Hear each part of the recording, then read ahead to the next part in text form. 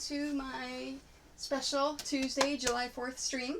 It's not a holiday here in Canada, but it is a holiday in the States, so I know I will be lucky if anyone watches this stream live today, because everyone's probably out at picnics and partying and everything else, but that's okay.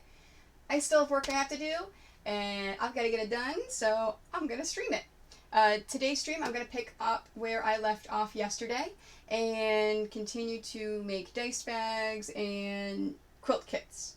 I only have this amount of fabric left for the dice bags. In fact, I'm going to set it right there so you can see what I'm working on. After I finish sewing up the last bit of this, I will continue working on the quilt kits. And then I also will then show you the next 2 steps for dice bags. My goal for them is if I can get them all sewn through here and ironed. I still haven't ironed this amount of them. I've got them flipped, but not ironed. If I can get them all sewn, flipped, and ironed, I'll just bring my sewing machine and my threads that I decide that I want to sew them with me to Nashville. It is a 12-hour drive for me, so I'll be driving all day Thursday. Friday, setup day. I'm already going to be in town, so I'm probably going to go right when they open at 10 a.m. I'm thinking what we're going to do is we're going to get there, we're going to unload everything, get it ready, go out, grab some lunch, come back, and then start the live stream and set it up. We'll do as much as we possibly can Friday, obviously. I think we can do it till 8 o'clock or something. So that'll be on Friday. And I may or may not stream Saturday, Sunday during the con. I don't know, this is a brand new con for me. So I don't know if I'll be able to run around and do some streams. I may just do the live stream and give it to Laura and have Laura go around the convention. That's an option that I haven't really had yet. So I may show you the convention if I have time. So let's get on to today. So I'm going to start out with the same thing as I did yesterday. I know the stream yesterday, I said that I wanted to try to get these all sewn. I ran out of time. I did not have time to finish sewing these up.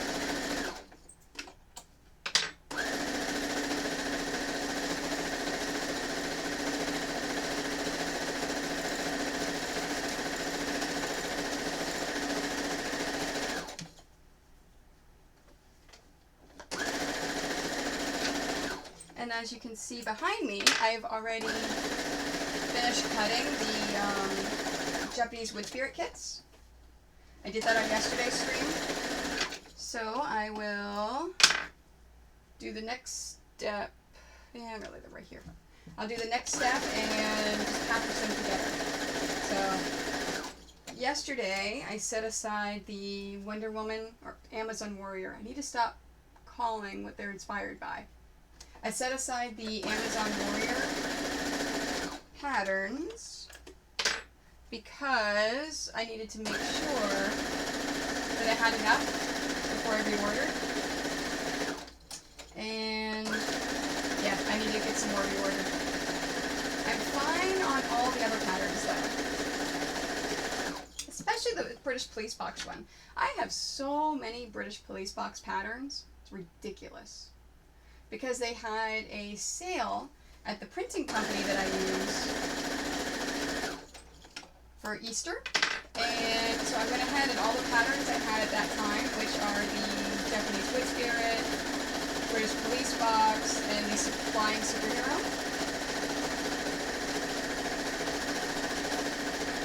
And I put a big order in for them. So I got them all organized on a bookshelf behind the camera over there. I'm looking, I actually have plenty of the Flying Superhero and British Police Box. Everything else I'm good, I'm not going to reorder. But I am going to reorder the Amazon Warrior because I'm running low on her. Speaking of patterns, I am going to be in the Nashville area this weekend.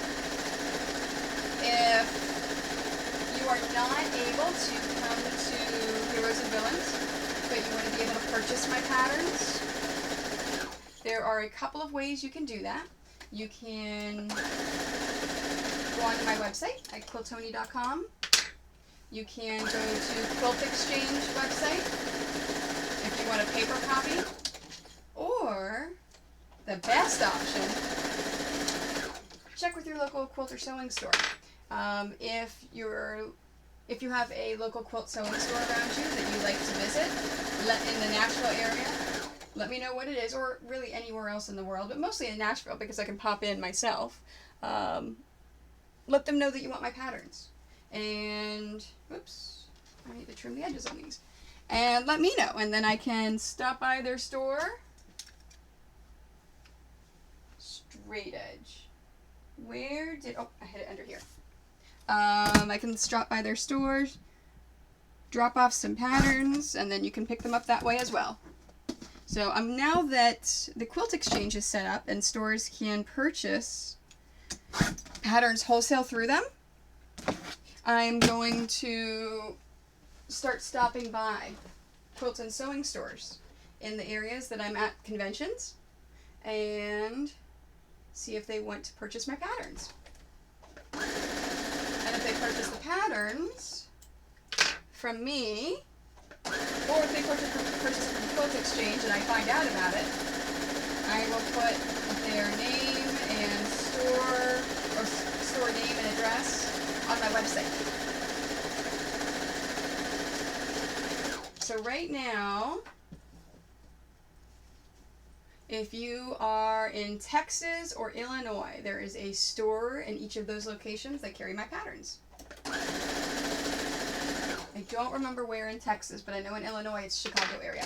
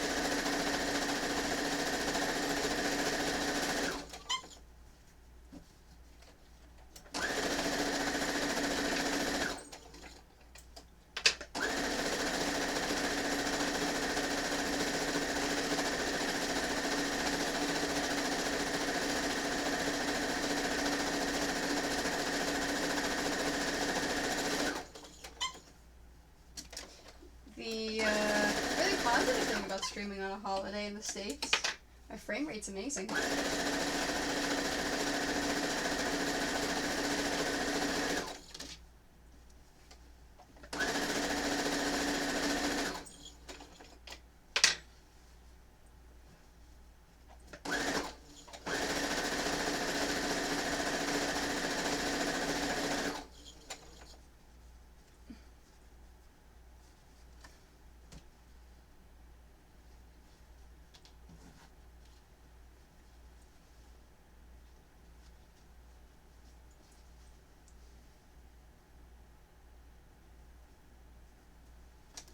If you didn't catch the stream yesterday, the first step to making dice bags is taking your fabric and putting it face to face, so right side to right side.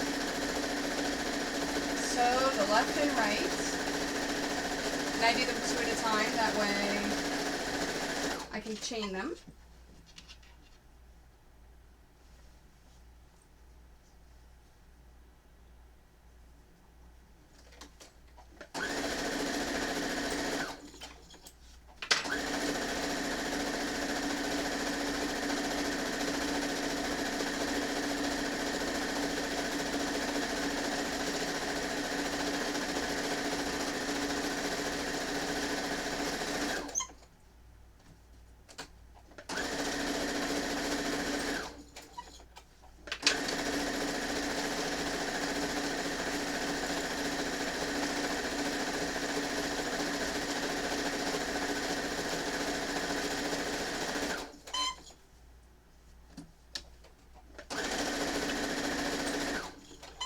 And then after you sew the left and right, sew either top or the bottom, not both. It's an either or, top or bottom. Doesn't make a difference which one.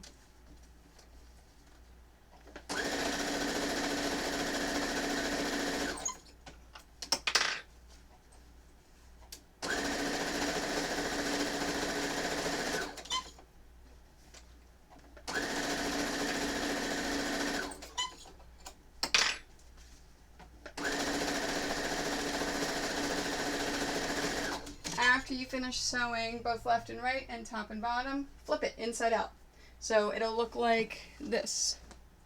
Nice sleeve inside out. The next step after you do that is you want to iron it. So you're actually going to hold an end. I put my hand inside of it and I take my hand and I spread it like this. So you want to spread your hand and with the iron it flat like this. Once you have it flat, you then want to take the open end that is not sewn, fold it over just a little bit, maybe like a 1/4 inch seam, iron it, fold it again. I normally do about 1.5 inches. Oh no, about 1 inch, 1.25 inches. Iron it again. The other side you then fold over the same exact amount that you folded on this side. So you can fold it more, less, whatever, as long as both sides are equal. Iron that. And then you get this. So both sides are folded. And that's where we are right now. And after I finish sewing the rest of these, I'm getting there. After I finish sewing the rest of those, I'll show you the next 2 steps.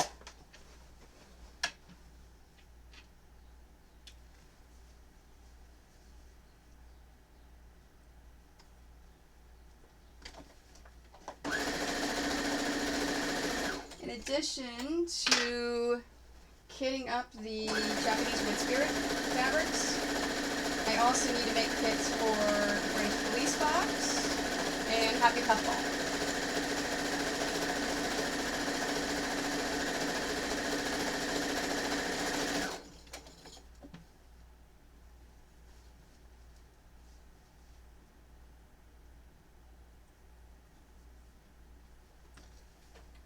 I think whenever I finish the thread that's in the bobbin,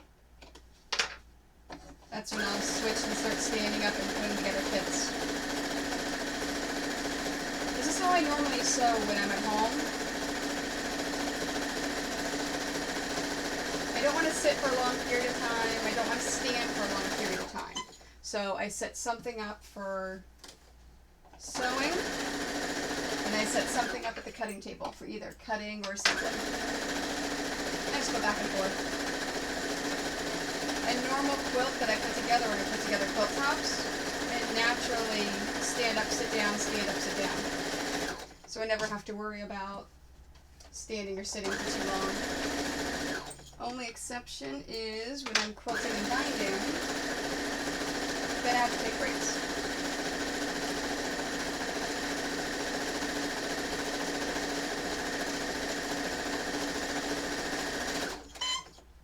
And you may or may not have noticed my posture is the same as if I was quilting. So I'm not hunched over like this with the hunched back, shoulders up, sit straight up. Because if you don't sit up while you're sewing, you'll hurt your back. That's not a good thing.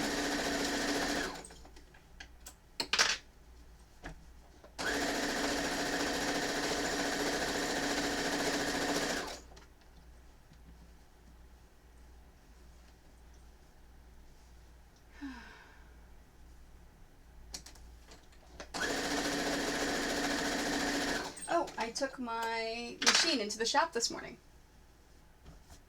I took Fred. I love Fred. Fred is my machine repairman. He's amazing. He's also a cosplayer. He does some amazing cosplays. He did Gender Bender, so Bender from Futurama, as like a fairy princess. He did Jack from Night Before Christmas last year, which I love. He's done Mr. Freeze. He's a really, really good cosplayer. Really enjoy his stuff. And he is a fantastic machine repair salesman. So I told him what happened on the stream last week, how I ran over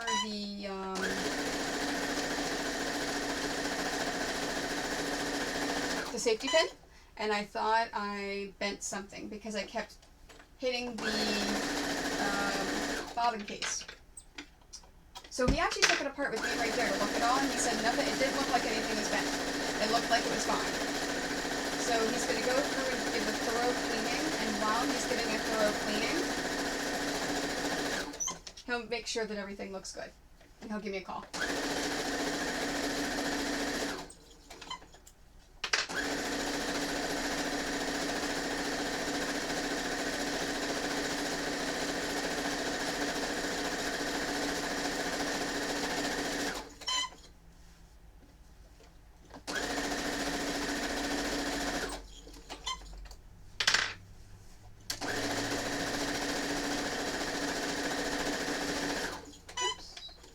I'm out of bobbin thread.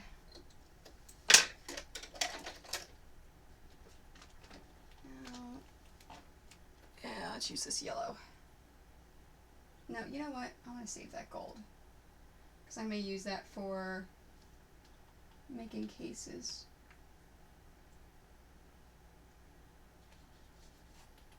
Yeah, let's use a light brown. What I'm doing is, if you didn't catch the stream yesterday, I'm going through all of my old bobbins, and all of the colors that I may or may not use, I'm just kind of using it up. Because this thread on the inside, you're not going to see it. Okay, let's put together some kits.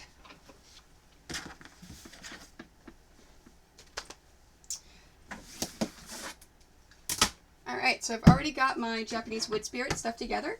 So I always try to make sure that you can see every single color that's in the kit. So the first step I have to do is make sure that I can see every single color. So I've got 1, 2, 3, 4, 5, 6, 7, 8, 9, 10, I have 11. So let's go 5 and 6. Okay. And I've got 1, 2, 3, 4, 5, 6, 7, 8, 9, 10, 11, 12, 13, 16, 17, 18, 26. Let's do 4 stacks of 6. 6. So I'm going to show that one. 1, 2, 3, 4, 5, 6. 1, 2, 3, 4, 5, 6. And then 8. Okay, I calculated wrong.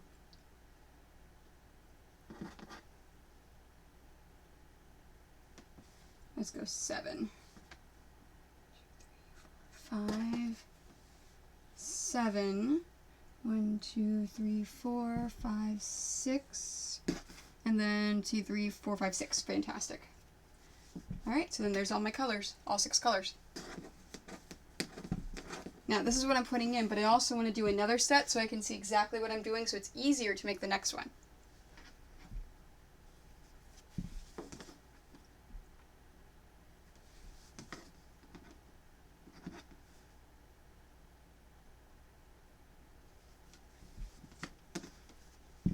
There we go. Alright, where's... Now I need 4 of these. 1, 2, 3, 4 baggies.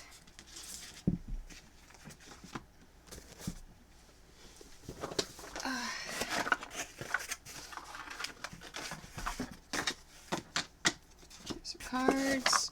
Now I include my cards in there not just for my information, so if they want to buy more kits or more patterns, but on the back is quilt care.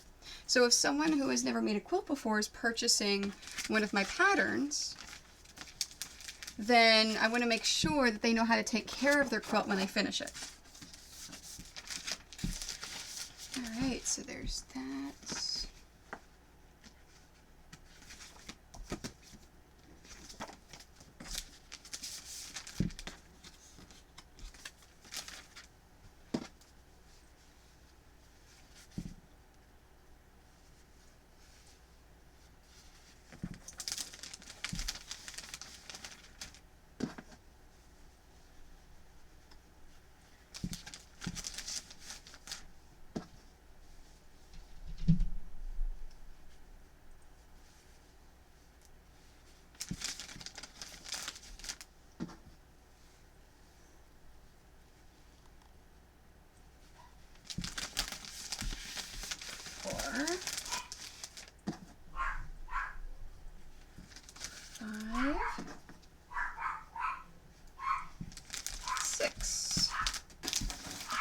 Soleil! The dog must be walking by our house. There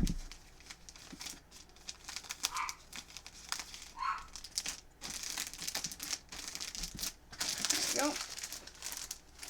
There's one.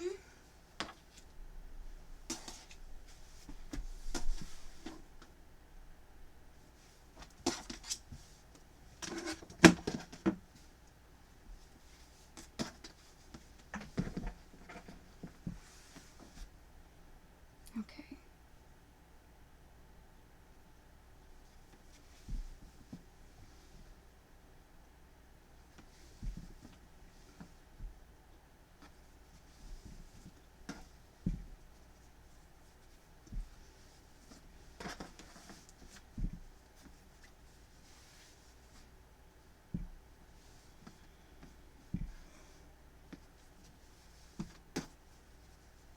See, once I figure it all out, it goes by faster.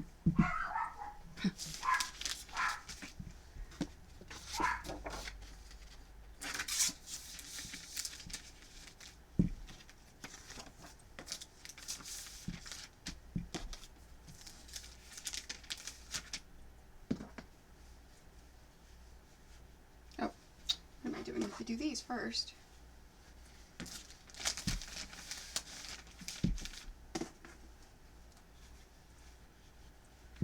Yeah, I'm not going to worry about pricing these until I get to the convention and I pull everything out.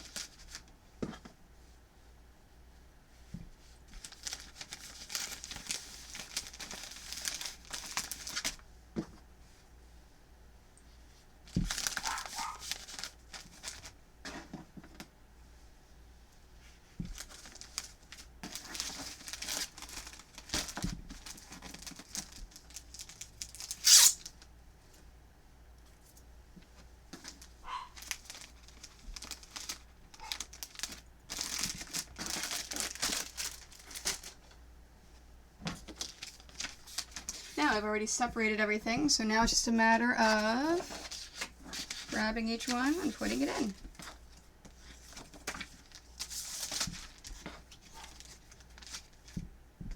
And I did realize after the fact, the Mega Android patterns, I did not have the actual pattern whenever I created the kits, and I was supposed to put them together, and I forgot to put the kits in there. So then, whenever someone purchased the first one, it was missing the pattern. So, if you are that person that purchased that very first kit for me for the Mega Android at AwesomeCon, please message me. I'll send you a pattern. Because that's my fault.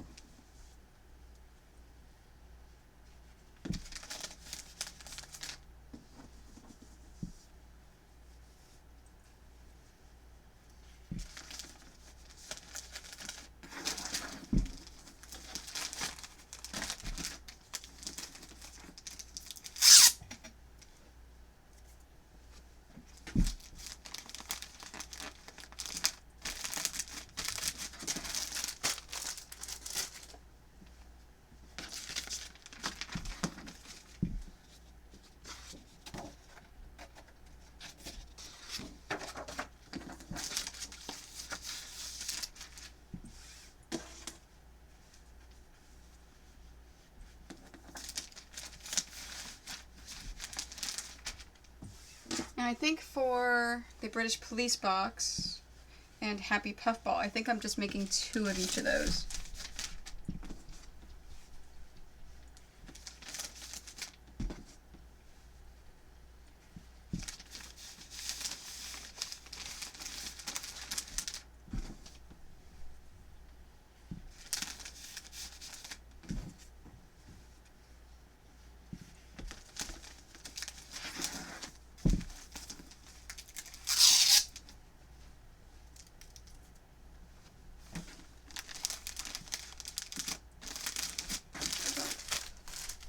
Okay, those are done. So, next is British Police Box. And then Happy Puffball. Okay, now, British Police Box only has 4 fabrics. Yep, and I'm making 2 of them. Alright, so we have red, blue, white, and marine blue. Now, if you take a look at the picture. Uh-oh.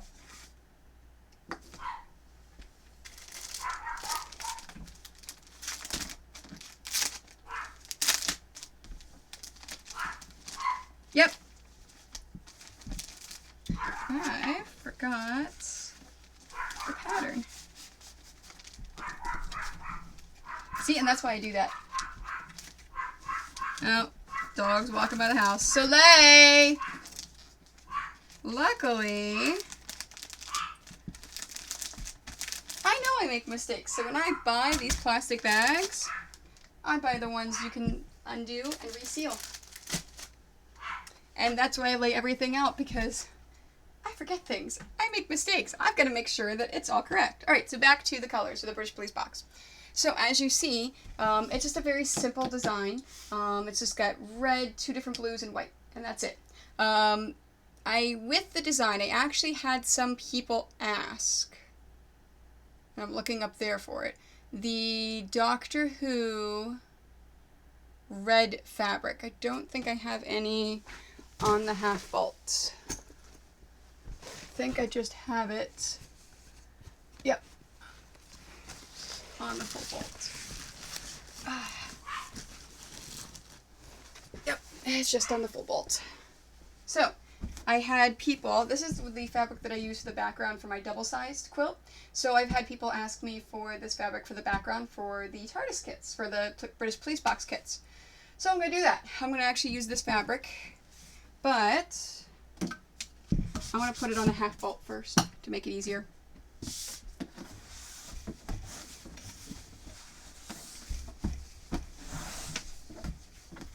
Because I don't have any on the half bolt, and I do like to have it on that.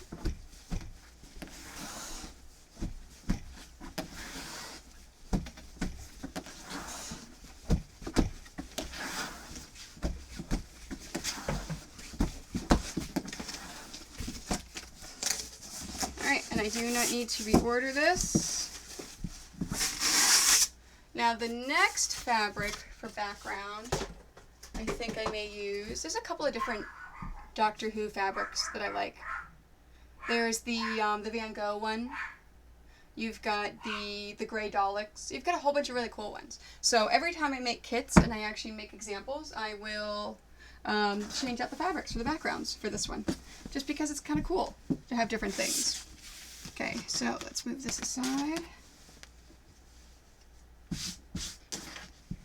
So this is how you take fabric and you put it on half bolts. It is easier to cut and easier to store. Doesn't take a lot of time.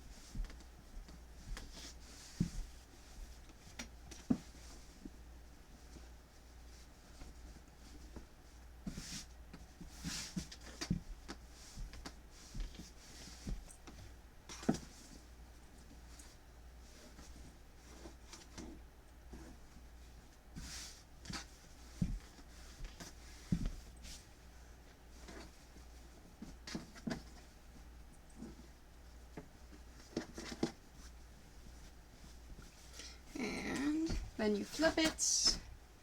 You get your half bolt. There are two that I use. This one is the Fabric Organizer by Denise. I also use a smaller one by Polar Notions.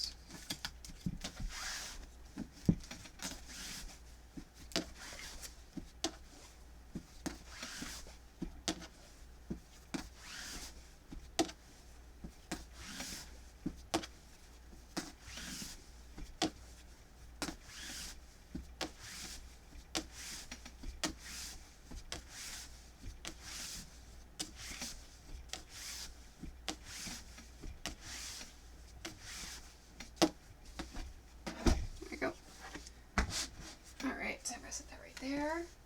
Okay, so we've got our red. We need our two blues.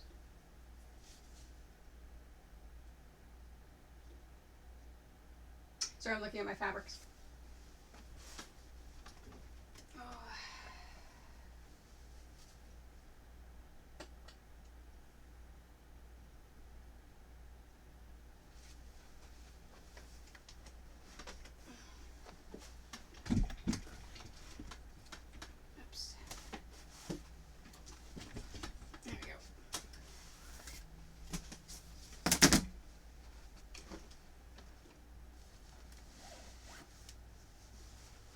Now these are the blues I normally use. I don't know if I have enough of this blue though, but I'm just going to go ahead and pull it aside. If I run out, I can always grab another one. And then I need white. Now, but I'm only making two, so I probably have enough. Oh, I put it over here yesterday. That's right. I set my cone of white aside. Okay, and there's my 4 colors.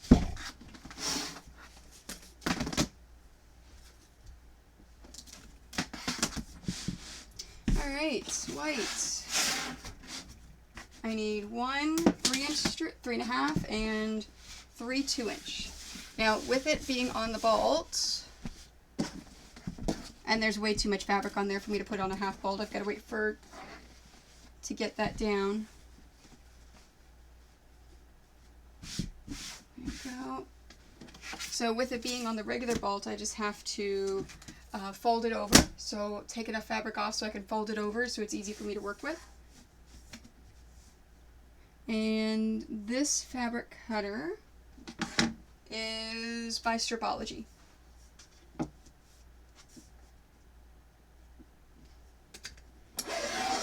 Okay, so I said I needed 1 3.5-inch strip, so I'm making 2 kits, so that's 2. 1, 2. Okay, I need 3 2-inch strips. I'm making 2 kits, so I need 6. 1, 2, 3, 4, 5, 6.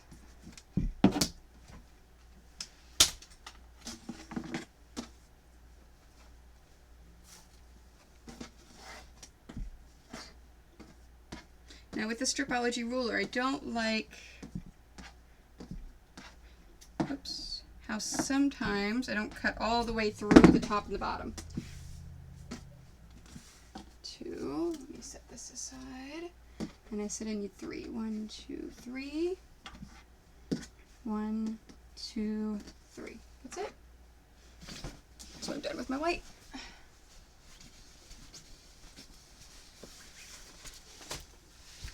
Okay, next up is the Tartus Blue. It's actually what I call this fabric, is Tartus Blue. I love this blue. Okay, so with the Tartus Blue, I need 3 3.5-inch strips and 6 2-inch strips.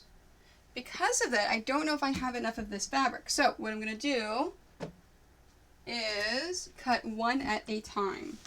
So I'm not going to cut all the 3.5s like I normally do. I'll cut one quilt first. So I need 3 3.5-inch strips. So there's 1, 2, 3, and then I need 6 2-inch strips. 1, 2, 3, 4, 5,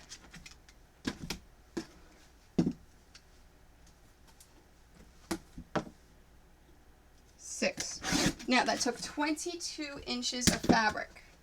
So, let's see. I only have 16 inches left. So, scrap bin. So if you support my Patreon, you may be getting that.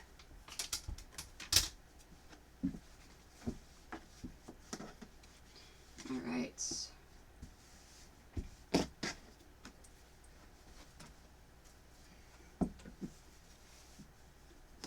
Uh-oh. I cut one wrong. I may have to pull it back out again.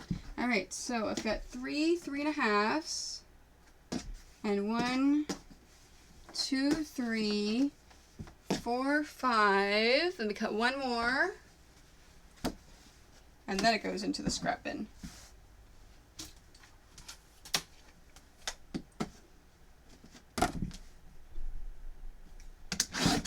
Now, because I'm using 2 different fabrics for 2 different kits, I need to make sure that the 2-inch strips are in the same kit as the 3.5-inch strips for the same fabric. So I'm going to lay them like this and lay them out like that. So this is one kit.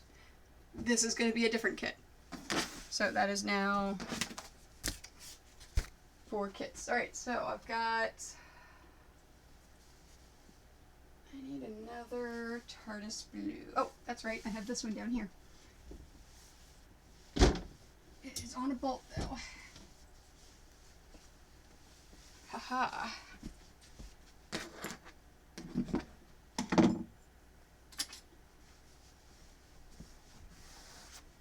And as you can see, this blue also goes with the dark blue. This is my TARDIS blue replacement. That one, this is a nice batik. It's from, I don't know if it's Bally or someone else. This is Michael Miller. But I also have a nice blue from Kona, from Moda. I can't even think of it. See, here's the nice blue from Moda. So I've already got the next blue ready to go after this one's done. And I've got a couple of bolts of that blue.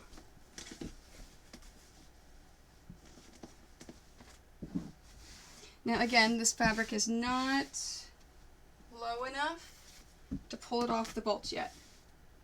So I will just continue working on it like that. So let's line it up. Now let me remind myself I need 3 3.5s and 6 2 inches. Oops. Didn't have it lined up correctly. There we go. What I'm doing here when I'm cutting on the 0 is I'm squaring it up and making sure that I'm cutting off all of the extra stuff. So 3.5, 7. Okay, that is my, nope, 10.5.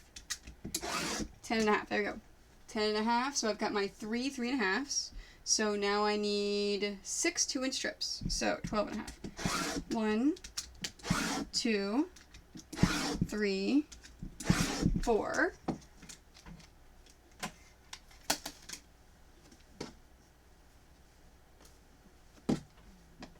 Now remember I said that I was gonna have this one quilt. This is another quilt. 4.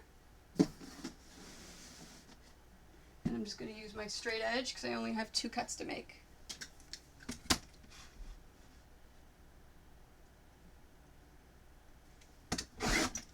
5. As you can see, a regular straight edge and rotary cutter is a lot slower than using the stripology roller. There we go, 6. And I'm done with this fabric.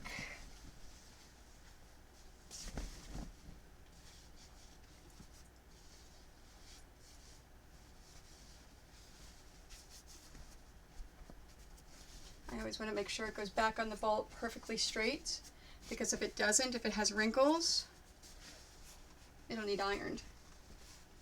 And for speed and efficiency, I'd prefer not to iron it before I cut it. There we go. Alright, now I've got a special place for this fabric. There we go. Got that. Okay, now I did the white. Let's go dark blue. Now for the dark blue, I need 2 3.5-inch strips and 4 2-inch strips. I definitely have enough for both quilts, so I'll just keep cutting all the 3.5s. Oh, hi, Chrissy Ann. I am fantastic today. How are you? Hopefully, I will get through all of my kits and a good chunk of the work on the dice bags.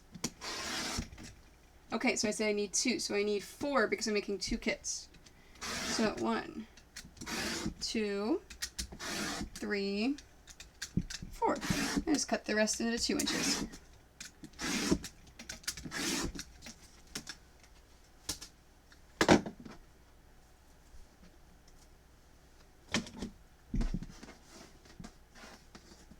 I'm really surprised people are actually joining me today because of the July 4th holiday.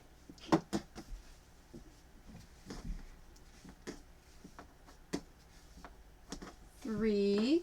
Okay, and I need 4. So I need 5 2-inch strips total.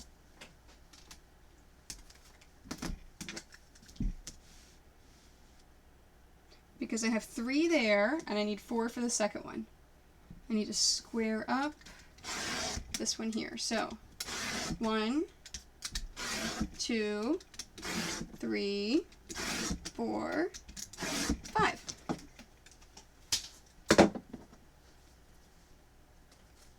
Oh, fantastic. But you know what? Yeah. I keep forgetting that I've got a bunch of you over in Europe. And today doesn't mean anything if you're in Europe. Of course, it doesn't mean anything here in Canada, too, because, my husband's at work.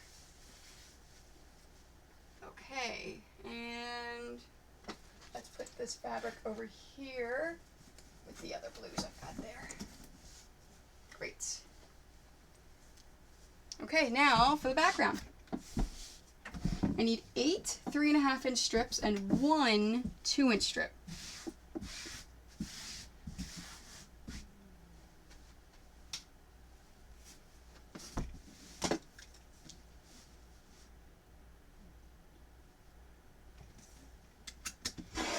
Okay, square it up. 1, 2, 3, 4, 5, and 1 of the 2s.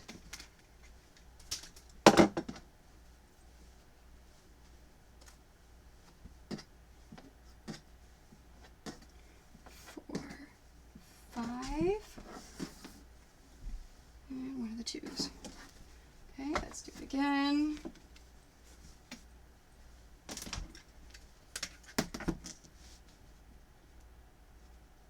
Hopefully, good. I don't need to square that up again, so I can just start cutting.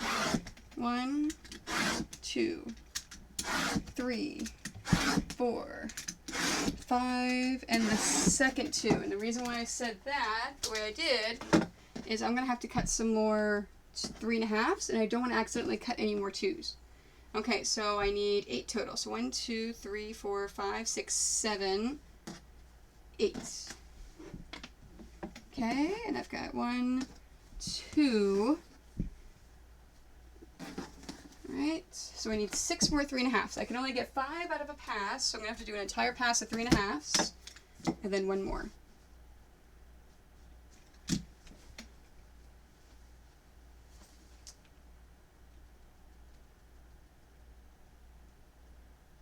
Thank you. Yeah, it's, yeah, I know what you mean. Today is just Tuesday. It's funny because I talk to people all the time about their days off, about, work for the weekend, or this or this or this. And Yowen8 has followed. Thank you very much. I love you. Thank you for the follow. I appreciate it. Yeah, so it's the problem with working for yourself. You never get days off. It's,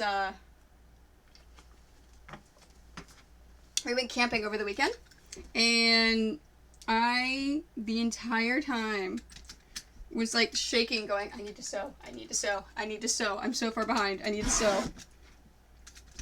So this red fabric I use for the background for my double-sized TARDISes.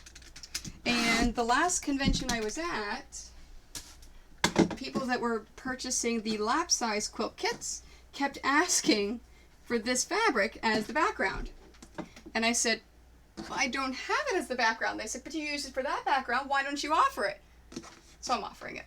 All right, so 1, 2, 3, 4, 5, 6, 7. So I need one more. And I'm just going to cut it with the regular straight edge.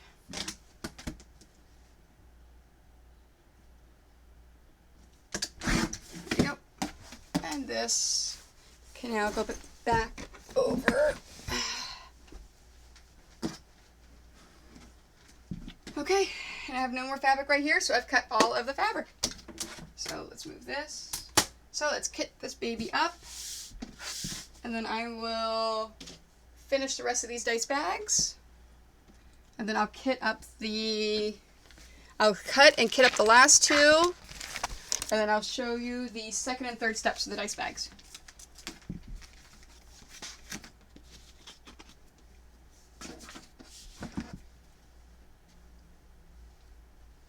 Okay, so I've got 4 colors, so I really need to show 4 things. So I'm going to show duplicate things. 3, 4, 5, 6, 7, 8, 9, 10, 11, 12, 13, 14. So,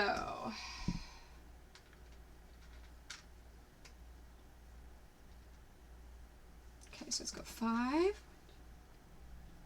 5, and 4. Let's see how that's going to work. 2, 3, 4, 5. 5 and 4.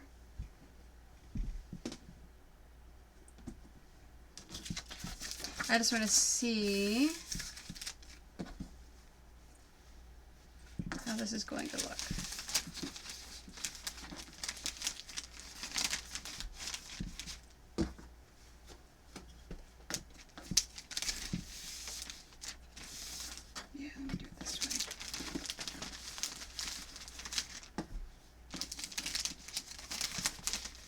Thinking I've got to make those thicker. 1, 2, 3, 4, 5, 6, 10, 11, 12, 13, 14. Okay, let's go. Let's take 2 of these out and put it there. And then I can go 6 and 6. And that's perfect. Okay. So let's take 2 out. 1, 2, 3, 4, 5, 6, and 6.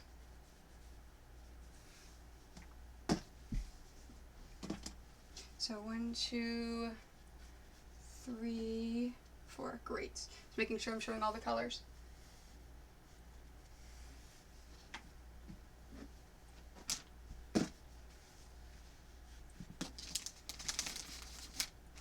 Perfect. That's the one thing I learned from the first time I made kits, is I want to make sure that the entire bags are full, because there's some kits that I did the first time around where I didn't fill this entire I almost did it again. Where I didn't fill the entire space, and because of that, they're starting to shift around in my bins and when they're hanging. And I don't want that. I want the entire space filled. You learn little things as you go along, right?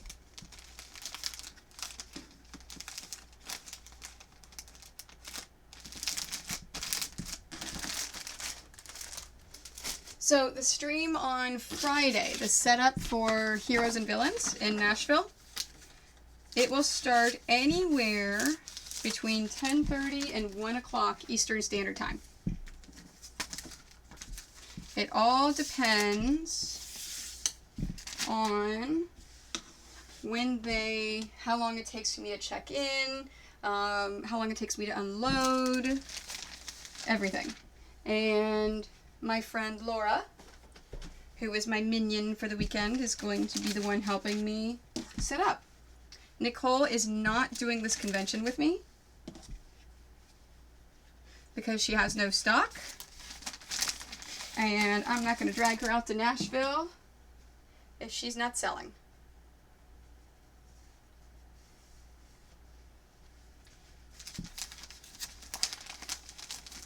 There we go.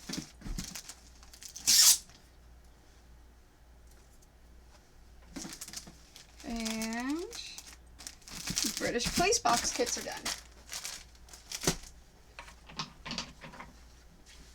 Oh. So if you are interested in any of my kits, it doesn't make a difference where you live. All the kits are on my Etsy shop. And the nice thing about Etsy is it has a calculator for shipping all around the world. And whenever you purchase it, so I actually had someone purchase a kit the other day. I don't remember where it went to, because I'm not the one that does the Etsy store. I have a friend of mine that takes care of and fulfills all my Etsy orders. I just send everything to her. So whenever there's a sale, she takes it. Whenever you purchase it, you pay for shipping with the item. And whenever she check marks it that it's all packaged and ready to go, Etsy prints the label. The shipping label with the postage gets printed. She just takes it, pops it right on the package, and then takes it to the post office. So it's super, super easy. And I believe they also do the customs paperwork as well. They just print it out, so that when you go to the post office and they have that little envelope thing, you can just slide it on there.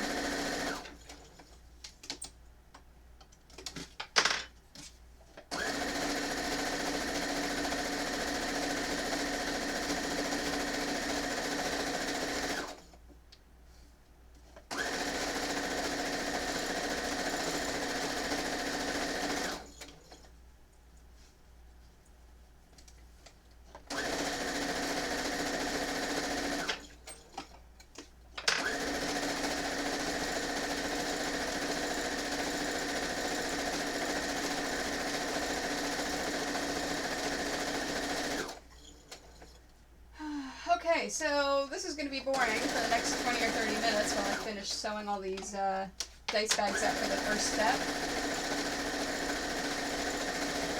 Anyone have any good stories? Or anything you want me to tell a story about? Because you know me, I'm an open book. I will talk about anything.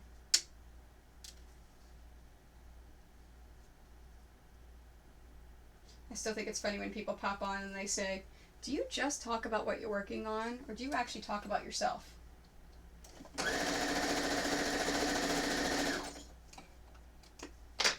Oh, what did I do? I forgot to hit forgot to sew the ends. Come on, Tony.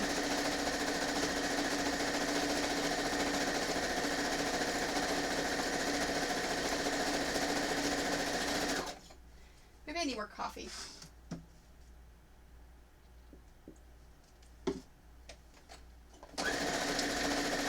Good stories.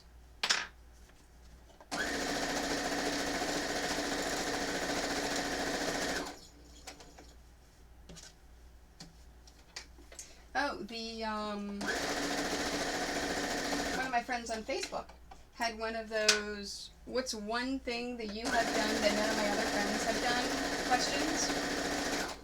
And I was thinking about that, and that reminded me, when I was in high school, my senior year, I did what most kids try to do, and only go to school for half a day, and then go to a job as work study for the rest of the day.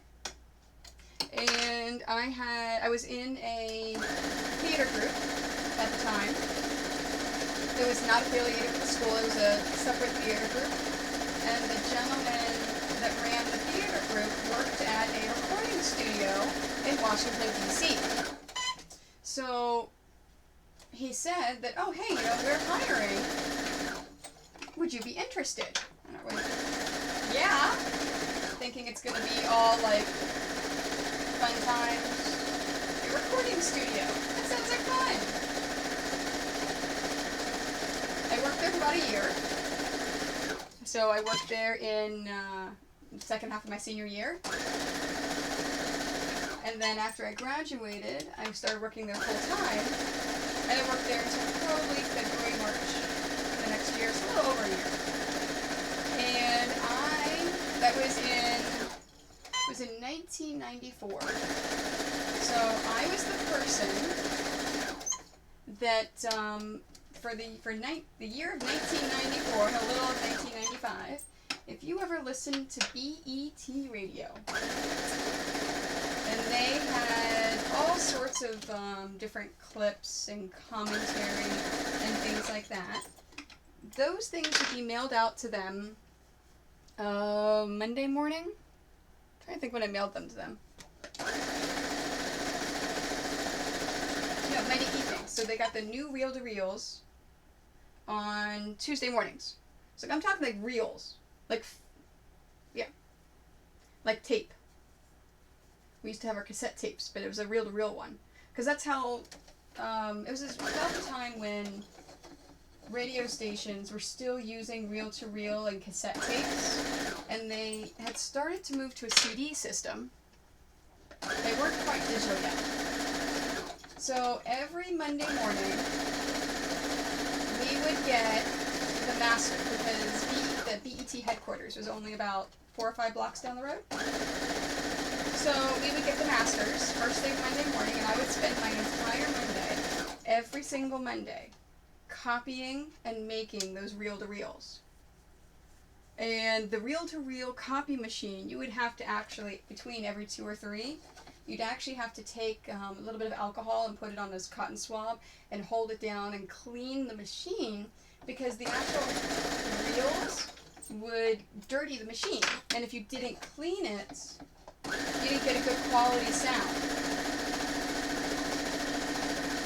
So I would sit and make all of those, and then ship all of them out, and the UPS man would arrive at 4 p.m. every Monday to pick them up. And they had better be done by 4 p.m. And I made anywhere between 75 to 150. All depending upon which radio stations had purchased it for the week. So it's all like the celebrities talking, the interviews, it's a cool stuff.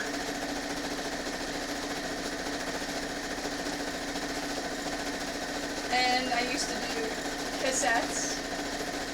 So people that would have voiceover work, they'd come into the studio and they would make their master cassette. I would then get the master cassette, and I would make all the copies, so they would get like 100 and some copies. Because if you did voiceover work at that time, you had to have a cassette of your work. And if you applied for voiceover work, you would show up, do your voiceover, try out for the job, and give them the cassette, which is the demo of all the things you can do. So I used to make all the demos. I met a bunch of people. I met Marion Barry, who was the mayor of D.C. He was not mayor of D.C. at the time. Although later on, he was reelected again before he died. And yeah, he was an interesting guy. I met the Whalers one time. They were in the studio recording some stuff. So it was an interesting job. It was an interesting first-time full-time job. I worked there when I was 17, 18 years old. And of course, you think about all of the way technology has done, has changed. And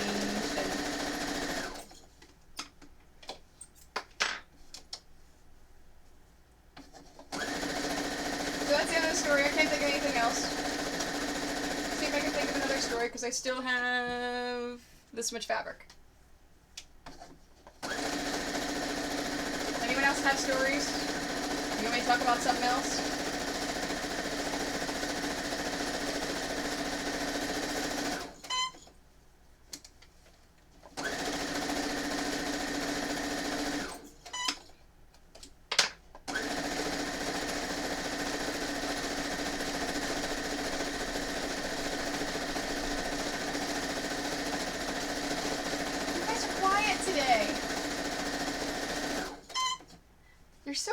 in chat.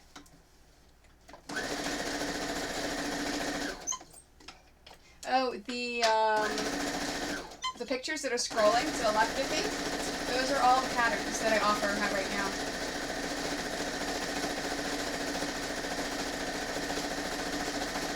They all have kits available in my Etsy shop with the exception of Mega Android. Mega Android is on his way.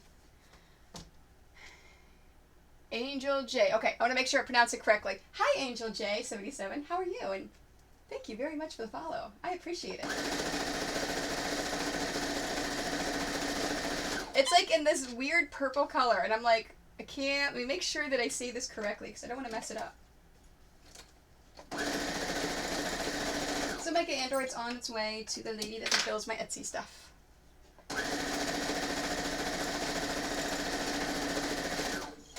Alright, one. I'm getting there.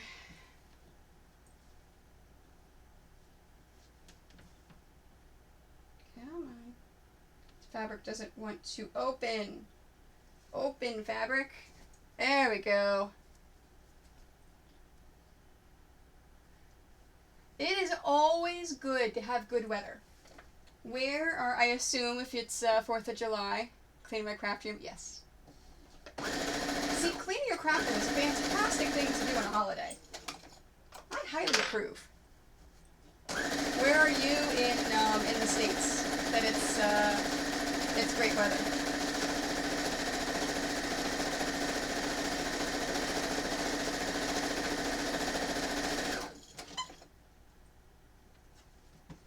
Right now, I am in London, Ontario. And it is beautiful weather outside, but of course I am in my basement sewing. So I would know if it's beautiful weather.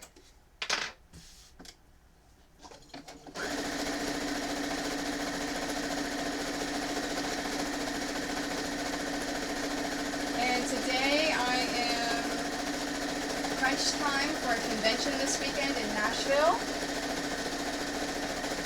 So I'm making dice bags and quilt kits. I'm almost finished with the first step of the dice bags. After I finish sewing all of these, I'll go back to making my last 2 quilt kits, and then I will show you the next 2 steps.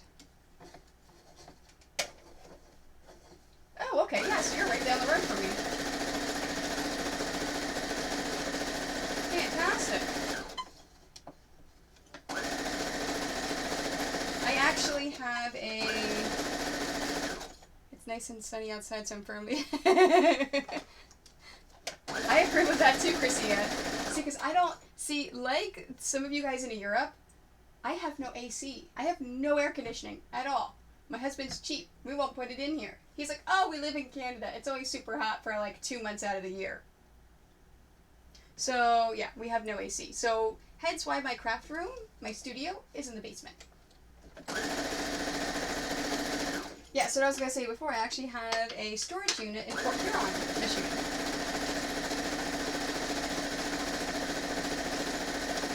This weekend we went camping for Canada Day, and Friday it rained and rained and rained and rained. Saturday on Canada Day, it was gorgeous. It was so nice. It was great.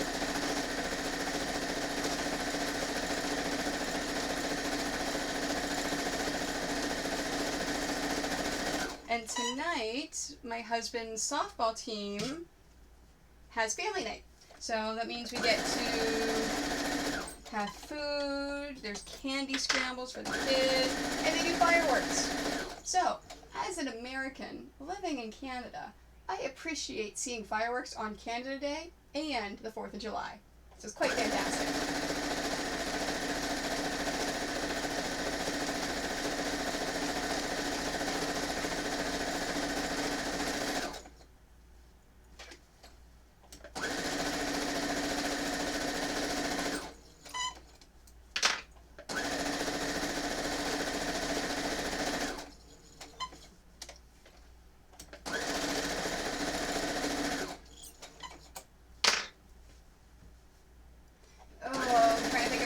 stories to tell you.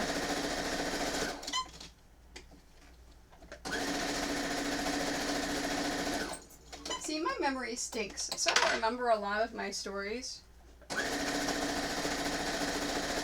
I get reminded of them. Oh, look at that! Only 2 more subjects to go. I've got turtles and Adventure Time, and that is it. Woohoo!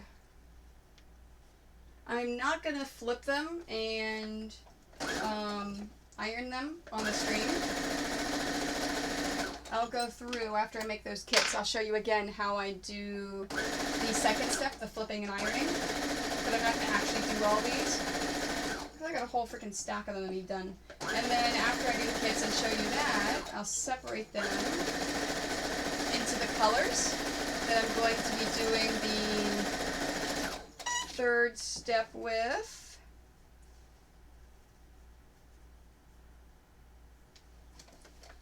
And then I can start doing it.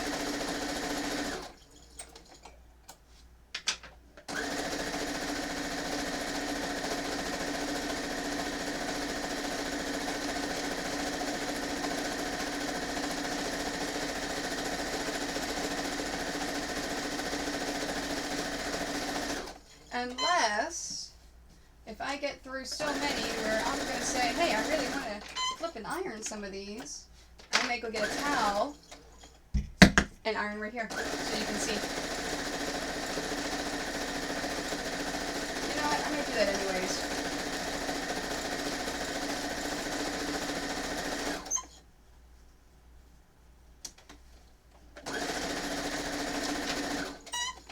I got plenty of time today. I still have 2 more hours before my stream's done.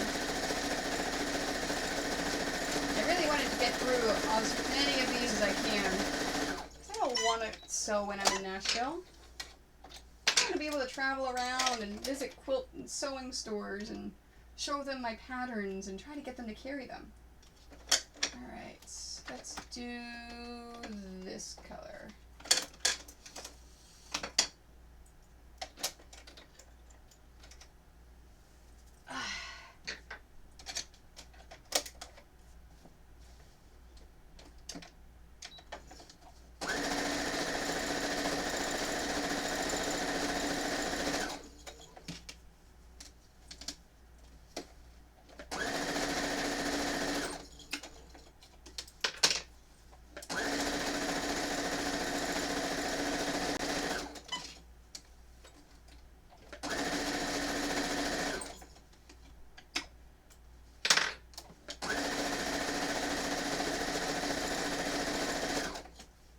Okay, with the last 2, as a refresher, if you would like to make dice bags of your own, take the right side to the right side. So you see the wrong side. Make sure they're all lined up. Sew down the left and the right.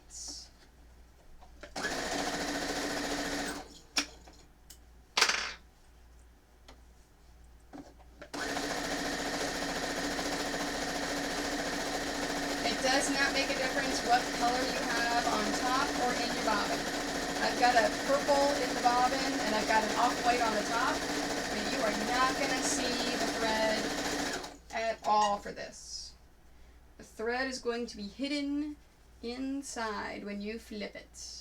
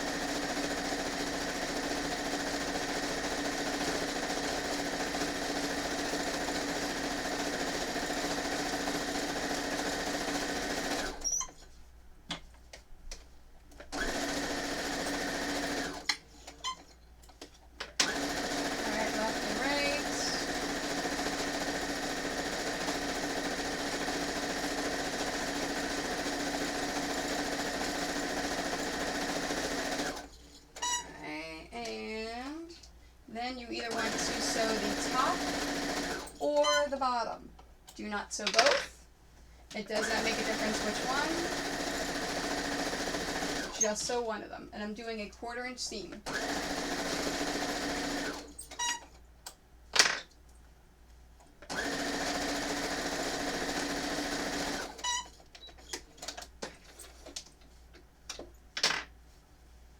Alright, after you sew those, flip them.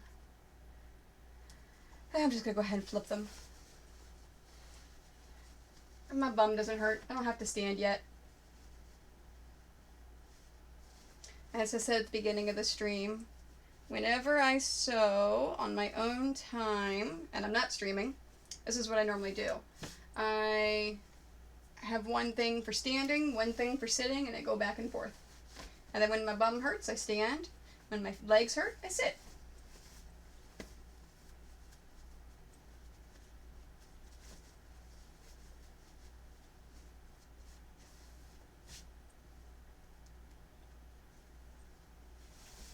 Speaking of cleaning your craft room, if you haven't seen the blog hop yet, Muppin.com, Muppin, Cheryl Sloboda, does a spring blog hop every single year where she asks people to clean their craft rooms and blog about it.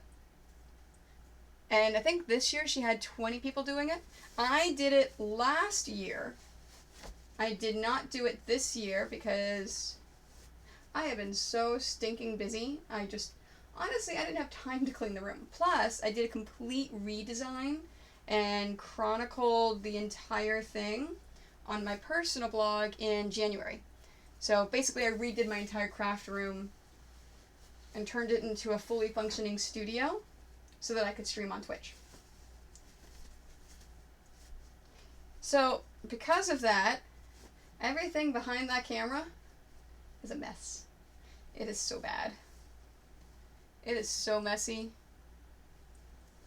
So I told her next year I will definitely be a part of it. Because, yeah. I will definitely need a good spring cleaning next year. I may actually have to give it a nice fall cleaning first. And all I'm doing for these is I'm just flipping them inside out and popping out the corners. This step doesn't take too long. It's important that you pop out the corners because this is going to be the only time this is going to be open and you have that chance to pop those corners out.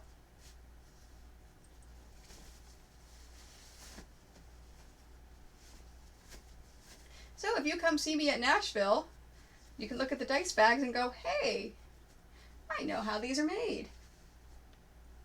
I have no problems showing anyone and everyone how I make my stuff.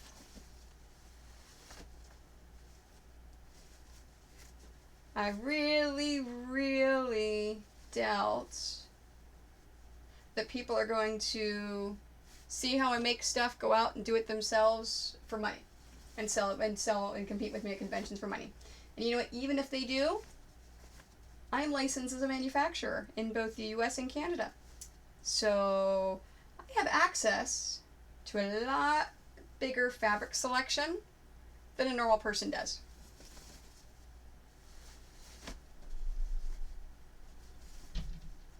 So I am not worried at all. One of these days I may write down how I do it, like into a pattern that you can get.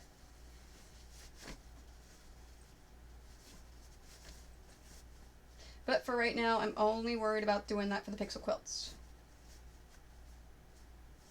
Eventually we'll do pixel quilts that are a little bit bigger or smaller, but for right now, the standard lap, I guess you really can't read these sizes.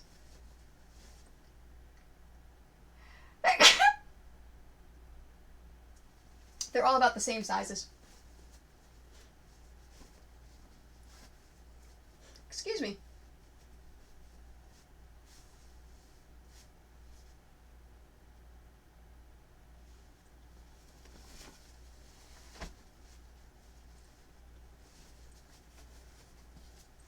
I look down, I'm covered in thread. Everywhere I go, anything I do, I'm covered in thread. Everyone who knows me has gotten used to it. I don't even care anymore. You know how some people are always covered by animal hair? Yeah. I'm always covered in thread.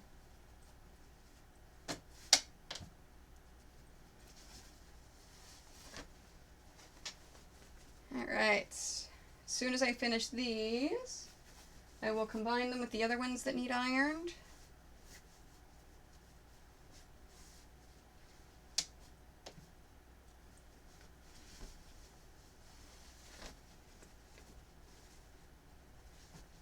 So my little things along the bottom, I've sent a message to my graphic designer. The top donation one that he put on there, I'm going to get rid of.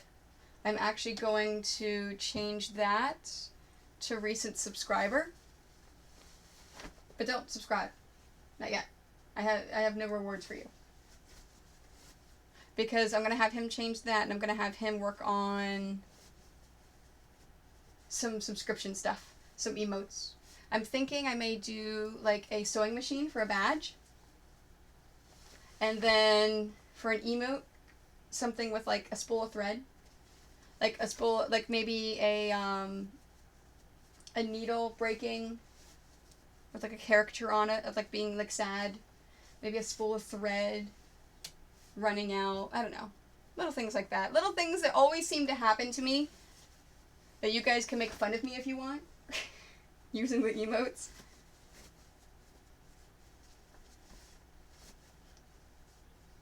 But that'll happen. And then of course the higher tiers will probably follow along with my Patreon stuff. So you get the patterns as they come out sent to you. You get a pound of scraps mailed to you each month, although I'm thinking that may be North America only. Because I have that for my Patreon, North America only. I don't know, things I'm thinking about. I haven't had time to research anything or do anything because all I can think of is getting ready for Nashville.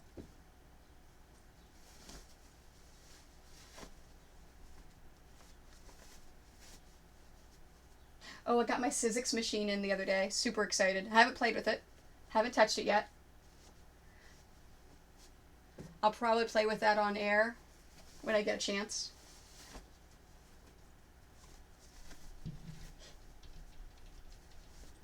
It won't be next week. Probably 2 or 3 weeks. Because I want to use it. I got the die to do English paper piecing. So I can actually cut out all of the pieces for my Catan quilt kits that I'm going to be offering at Gen Con. So I'm teaching a class on basic paper piecing. And I'm teaching a class on making a miniature Catan quilt. And I need to have all those pieces. And last one to flip.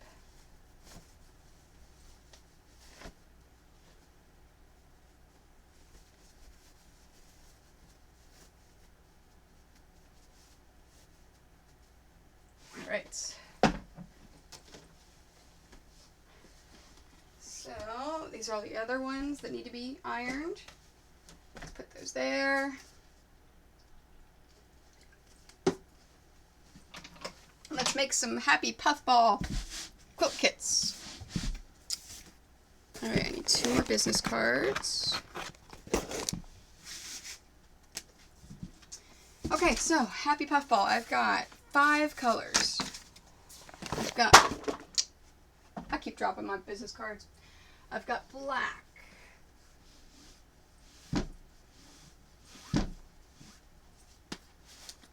Okay, there's black, dark pink, light pink, pink.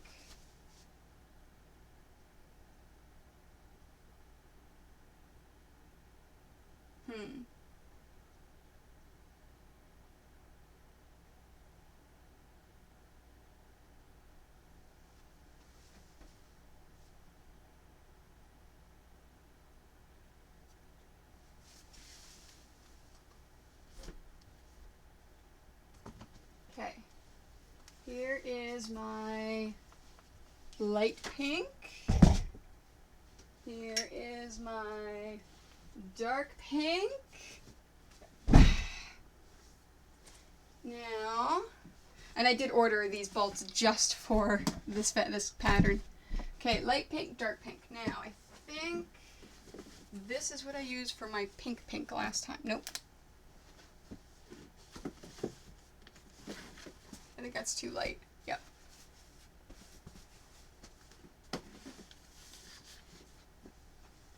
Unless I used another darker. Oh, you know what? I think I had this problem last time of trying to pick a good one in the middle of that, and that's why I ordered this stuff.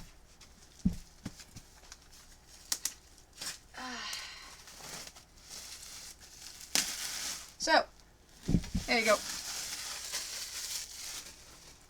There's my middle pink. And the middle pink is for his cheeks. For this right here. And that's it. Just those two. Yeah, I like the way that looks. Okay. Okay, so I've got those. I've got that one. And then the light green background. Okay, so let's do background first. I'm only making 2 kits. So with the background, I need 8, 3.5, and 2 2-inch.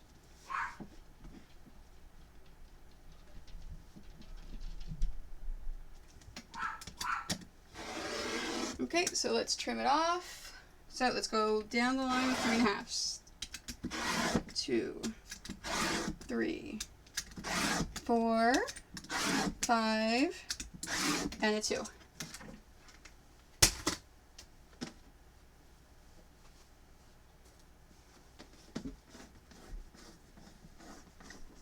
Okay. So I said I need 8. Okay, so there's 5 and 1. So let's do it again.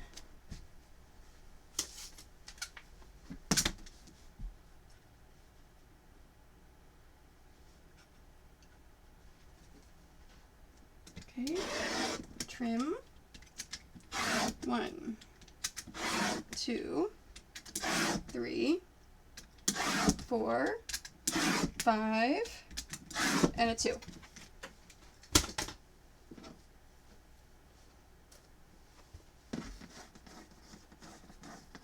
Checking to make sure they're all separated before I pick them up and do this. Okay, so there's 8, and there's 2 extra, and a 2.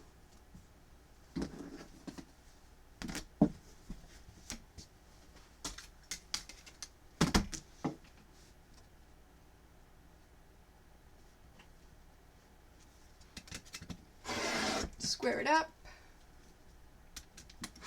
1, 2, 3, 4, 5, and a 2.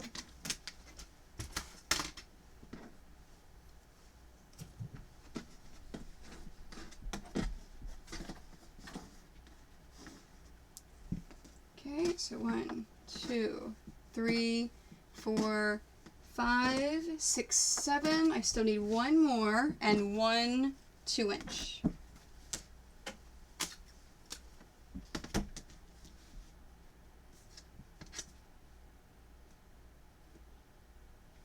Okay, so I need 1 3.5 and then 1 2.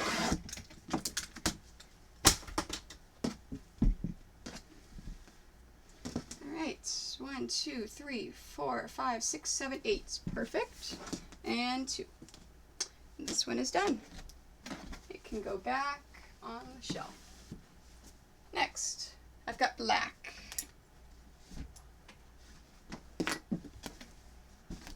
Now black, I need 1 3.5-inch strip and 6 2-inch strips.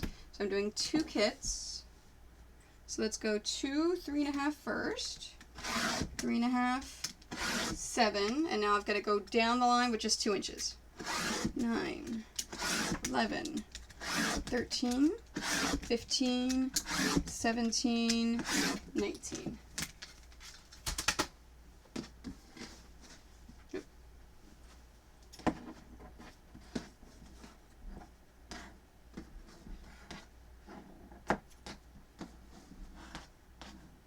Okay. So 1, 2, 3, 4, 5, 6. Oh, Soleil. And then I need 6 more for my second quilt. Square it up. Okay, there's 1, 2, 3, 4, 5, 6.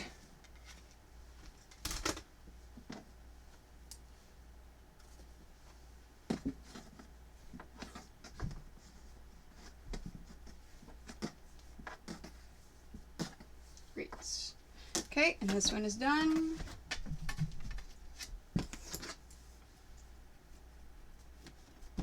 And can go on back up on the shelf.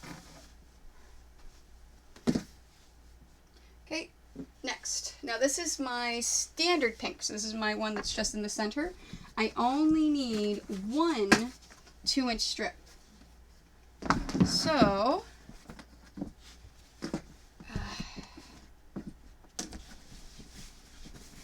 I am not going to use my stripology ruler. I'm just going to use my standard straight edge because I only need to cut 2 strips.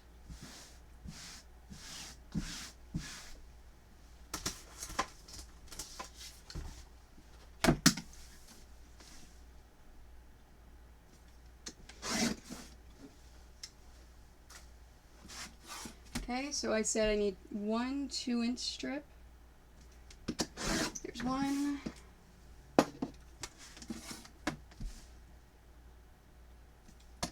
And 2. There you go. And this one's done.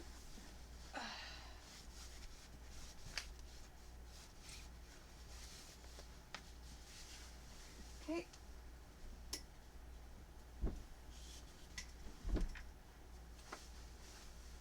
Now this one is the dark pink. So the dark pink, I need 1 3.5-inch strip and 2 2-inch. So I am going to use my stripology ruler. Move all those down there out of the way. And again, the fabric that's on the bolt, there's still too much of it for me to transfer it to a half bolt.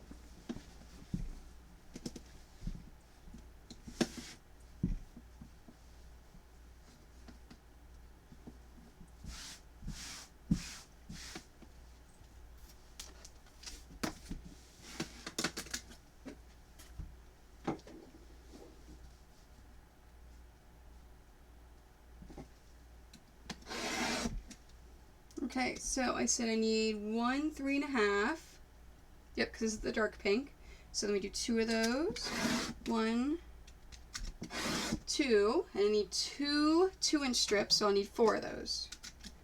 1, 2, 3, 4.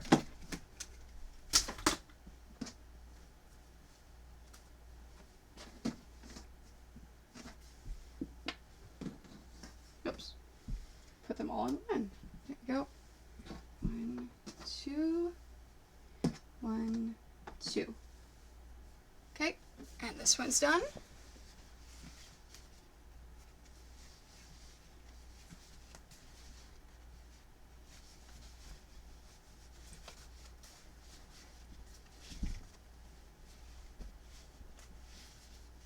Sometimes it's hard wrapping it back up onto the bolts.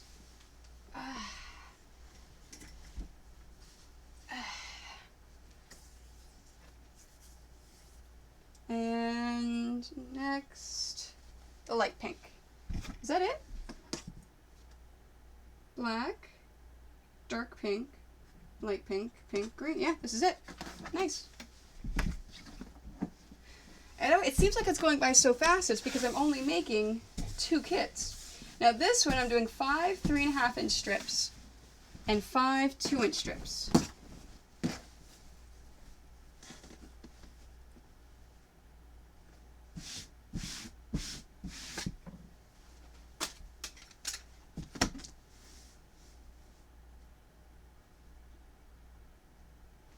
Okay, so 1, 2, 3, 4, 5, and a single. 1, 2, 3, 4, 5, and then a single.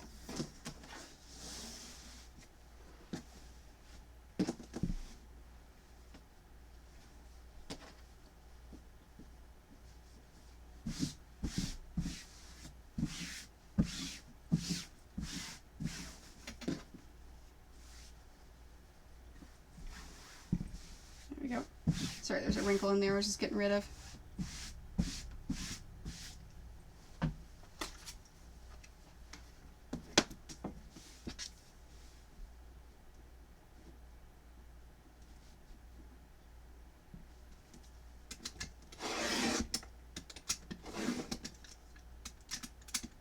One, 2, 3, 4, 5, and a single 2.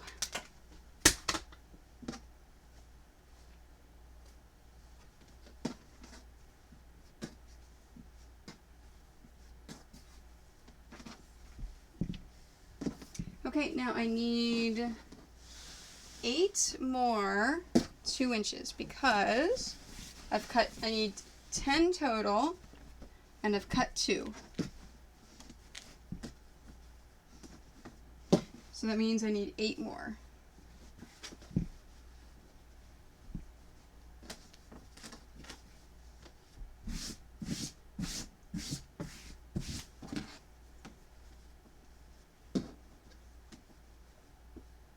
Whenever you cut fabric with both a rotary cutter and a fabric cutter like Sizzix, you always want to make sure your fabric is perfectly straight and lined up. There we go. Okay, so 8 more 2s. Square it off.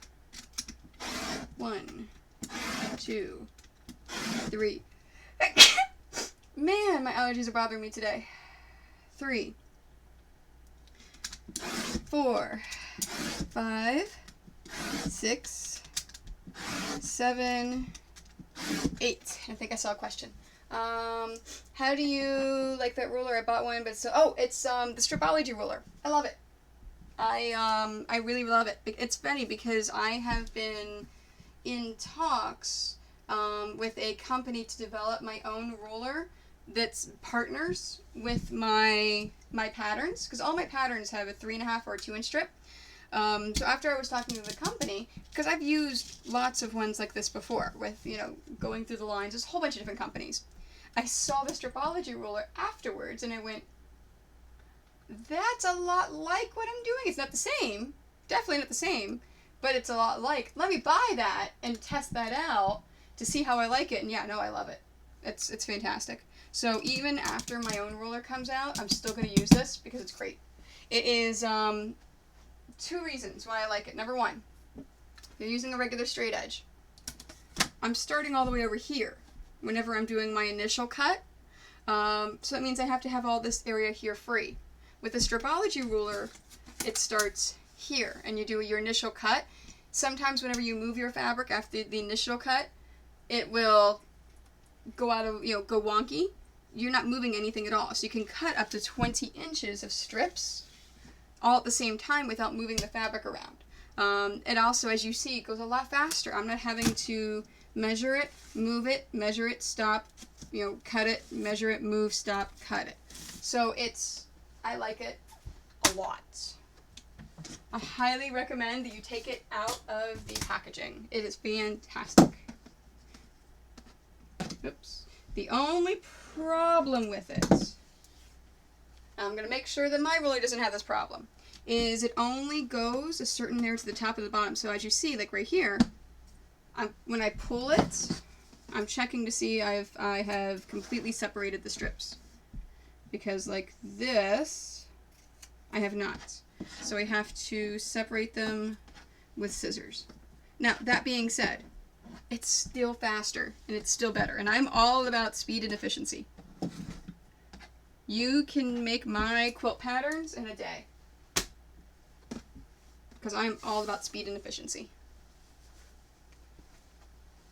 Okay, so I need 5. 1, 2, 3, 4, 5. 1, 2, 3, 4, 5. And that's it. That's all the fabric.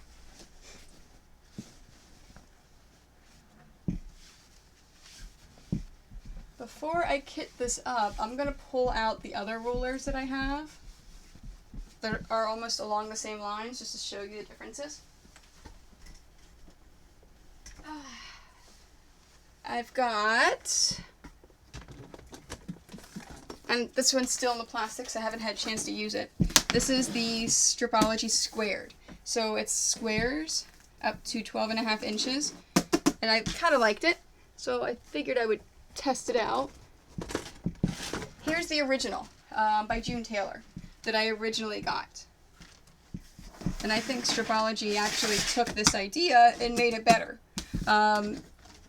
This is where I first got the idea of doing my own roller with the strips. This is how I do my t-shirt quilts, as I use this square roller.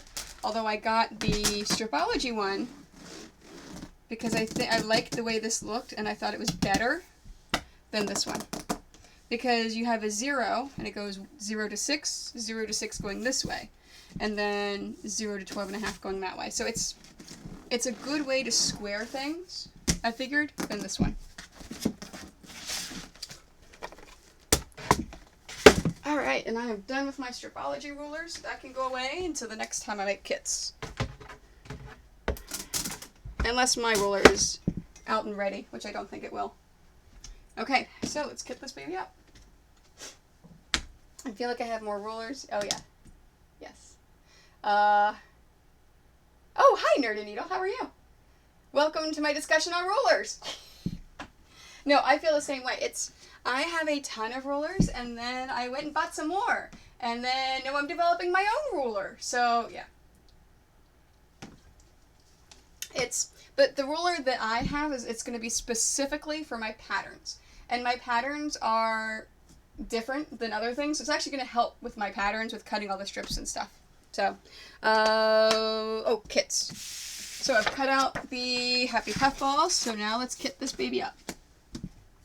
This, I'm finished. I can set this aside. I need 2 plastic baggies. Oh, that's 3. I want 2. Nerd and Needle Raid. Nice. I love you guys. I love you guys. Oh, and Nerd and Needle, thanks for the auto host. I auto hosted you the other day too. For those of you that weren't on my stream the other day when Nerd and Needle popped by, and you're following me, make sure you go to her page, give her a follow. She's awesome and amazing. We actually were right by each other. I don't remember if we're next to each other because I had my wall, but we're like right by each other at St. Louis, and we didn't get a chance to actually talk or hang out or anything, but we kind of eyed each other, kind of like, oh, what handmade goodies do you have over there, kind of thing. So yeah, it is, 2 booths away. That's what it was. I think it didn't notify. Yeah, no, it does. It actually, I got an email saying that you auto-hosted. And then if you look at the, your status, your dashboard, so I actually have 3 monitors going right now. One monitor is on my, my little thing that says that, the little event thing. So, like, I can say that Yowen and Angel J, or you followed me today, and I see, oh, Nerd and Needle has 6 people watching. Because of you, 6 people are watching me. And so it actually has my event list. I've got my OBS. I've got my regular thing with the chat. And then I have my dashboard. So my dashboard actually tells me who auto-hosts and who doesn't. So it's in the bottom right. So it actually tells you who's auto-hosting me and who is not. So like right now, I've got you. Oh, my stupid thing doesn't want to scroll down. Oh, well. Anyways, I've got 4 people hosting me right now. So, and you're at the very top so I can see that's you. And again, email saying when you auto-hosted. So, and I think I added you to mine. So that way it does it. So yeah, so again, if you're one of my fans watching me, go check out her page. You can click on her name right there to be taken over to her page so you can see stuff. She is another sewer who is amazing, and I love her things. Alright, where is... Yep, there we go. One of these days we'll do another show together. You're not doing Nashville this weekend, are you? For Heroes and Villains?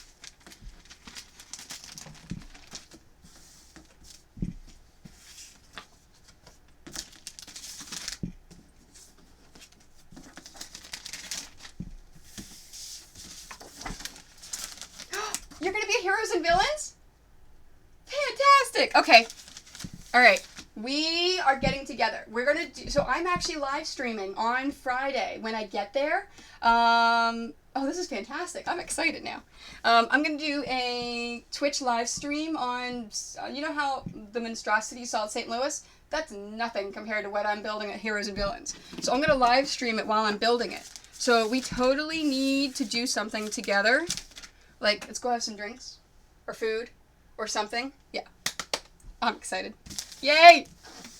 Hey, it's going to be a Quiltoni and Nerd and Needle kind of weekend. We're going to IRL on Twitch together. This is going to be awesome. And then, you know, maybe go get some drinks, some food. You never know what's going to happen. I'm excited you're going to be, because I remember, because that was the only show I think I've done with you. 1, 2, 3, and I'm not doing it again. 4, 5, 6, 7, 8, 9, 10, 11, 12, 13, 14, 15. So I have 15 strips. Oh, that's cool. See, and I think that's one of the things, because I don't do a lot of anime conventions. I may start doing some, but a lot of my stuff, anime conventions tend to go overboard with copyright issues, saying that you can have 0, you know, things that are based upon something else. Even though all of my stuff is 100% copyright compliant. I either have the copyrights with the character fabrics, or things like the Happy Puffball, my own unique design, my own unique sprite, not based upon any actual sprite in a game, and his name is Happy Puffball. So 100% copyright approved. But there's a lot of anime conventions that say, nope, sorry, you can't have that. So a lot of times I just haven't dealt with it, but I may look at a couple to see what I can do. 6, 7, 8, 9, 10. I know, I keep talking, so I keep losing my count. Okay, so let's go. I've got 15 of those. 3, 4, 5, 6, 7, 8, 9, 10, 11, 12, 13, 14, 15, 16 of those. Okay, so let's go. How did I do police box? Yep, let's do it the same way as I did police box. Okay, so. Let's go 5.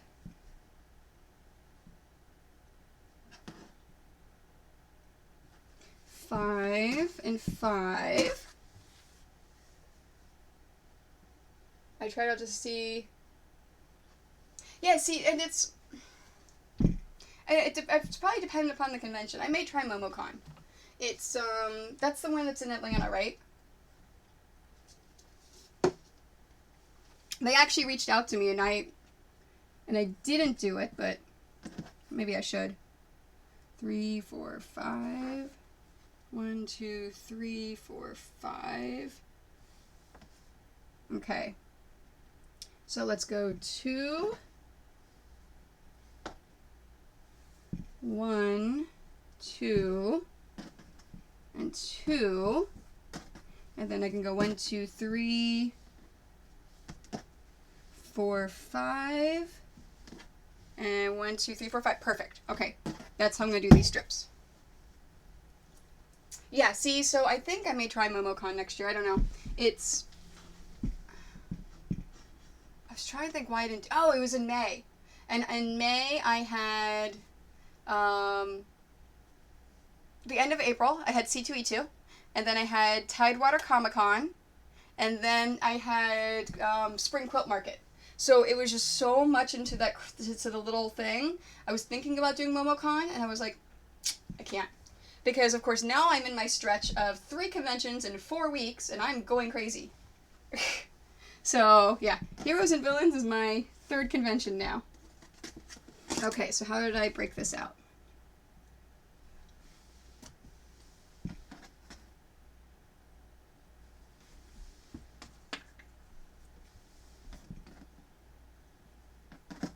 There we are.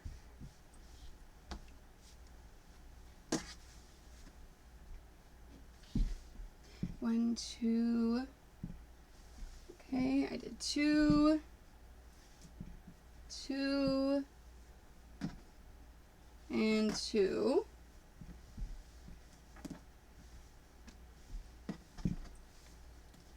There we go. So with my quilt kits, if you didn't see me put together the previous ones, I always want to make sure that,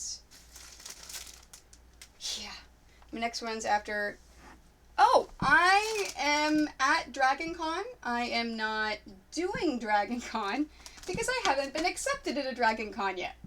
So I'm actually a minion for a friend of mine and hang some of my quilts and hopefully catch the eyes of the people that run Dragon Con to try to get into there next year.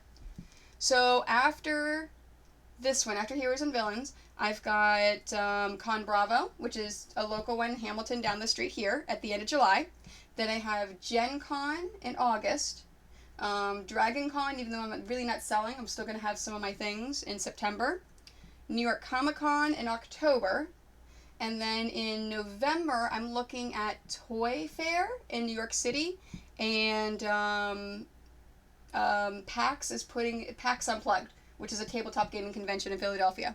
So I haven't decided if I'm doing one, both, what I'm doing. So with the quilt kits, back to what I was talking about before, I want to make sure that every single color that I've got in there you can see, so that someone that wants to buy the kit in person, they can not only see the pattern, but they can flip over and see exactly what fabrics are in there. So that's what I was doing by splitting all this out, as I was looking at all the different colors to make sure that every single one is represented. Alright, so let's put these in. 1, 2, 3, 4,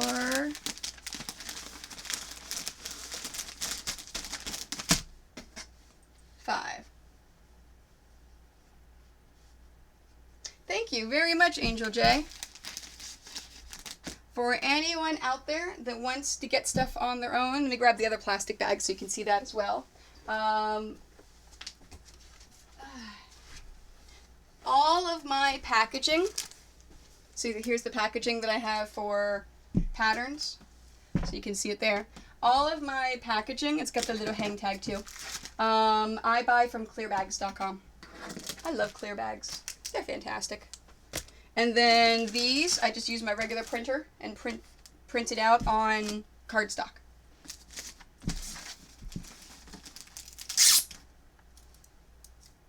See, you can look professional even if you were a one-person show. There are tools and resources out there for you, and I will always be happy to share my tips and secrets. There is enough people and money for everyone.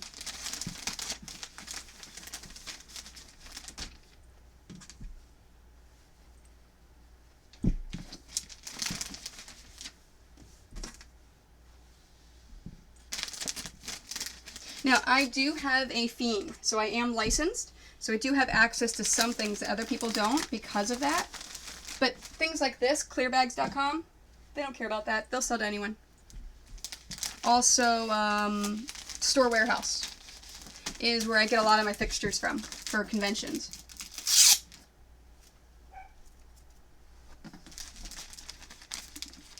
I mean, because honestly, Angel J, it's one of those things where if I tell you where I get things and how I do things, it's not going to hurt me at all.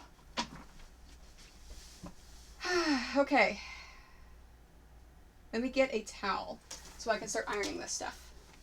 And I can show you how this is going to be ironed. And then I will split them up into their categories of thread color.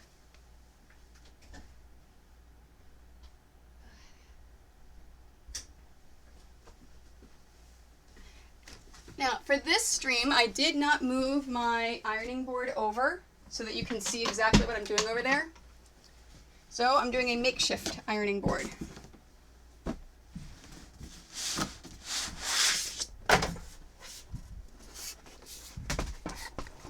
You can do this at home. It's super easy. If you're ever in an area where you need to do a makeshift ironing board, just have a flat surface and put a towel down. And that is it. There you go. I got myself an ironing board that you can see. Okay, so step one, I already showed you, for making dice bags. This is how I make my dice bags. Okay, I'm working on setting my own stream. Eventually got to sell some things, my cameras. Oh, yeah. See, and that's something where, unfortunately, you've got to find the money for that first before you can start doing it. I found all of my stuff. I actually took a seminar on video preparation. So I know the lighting. So this, as you hear, this is a fantastic, wonderful light that I love and I worship by daylight. But look how bright that is. You can't see anything. It's so bright, which is fantastic when I'm sewing, but not whenever I'm live streaming. So you actually have to have studio lights, which I have over there, so that you can see everything. The cameras were super easy to research. I have obviously 2 of them. I just got on Amazon. The biggest hassle was figuring out all the OBS stuff with all the settings and streaming. And I'm lucky my husband's an IT guy, so between the 2 of us, we figured it all out. So that's the biggest thing you gotta worry about. Okay, so dice bags, how I made them. I sewed the right and the left, and I sewed the top or the bottom, flipped it. Now after you flipped it, here's the next step. You want to take the open end, flip it just a little bit, just a little shy of a 1/4 inch, and iron that. You then want to fold it down about 1 1/4 inches. Iron that. Oops. Stay. And then you want to fold the other side about the same amount that you folded that first side. And that's it. And that is everything for that second step. Oh, I almost forgot because I did it for the first couple. You want to iron this flat. So I'm taking my hand and I'm spreading it out in here. So spread your hand out and iron this flat. And then after you iron it flat, then you want to do that. Oh, fantastic. See, isn't it great whenever you have people like that in your life that can do those things?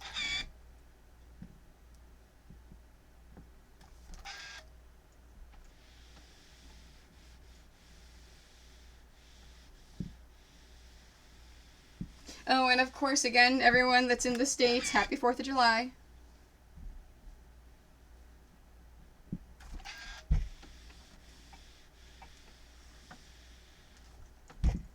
And that's it. Okay, so here are all of the ones that I have already ironed. I have a lot of dice bags to make. And I will probably be bringing my sewing machine with me this weekend. Fantastic. Thank you, Nerdy Needle, and I will see you this weekend. Yeah, I'm going to friend you, send you a message, so we can figure out something to do before we actually get to the con. So I will see you Friday. Alright, so after I do all this, my next step is I need to figure out what color thread I'm going to use. So this is going to be black, purple, black, maybe blue. Yeah, I'll do blue for that one. Black. A lot of these are going to be black. Black, black, black, black. Gold. I want to use gold for this one. So that's going to be gold thread. This one's going to be an off-white. White. Black, black, black. White. White. Black.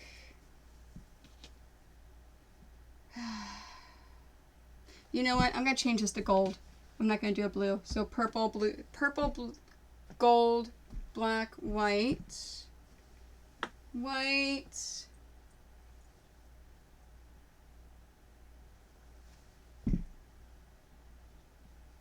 white, black,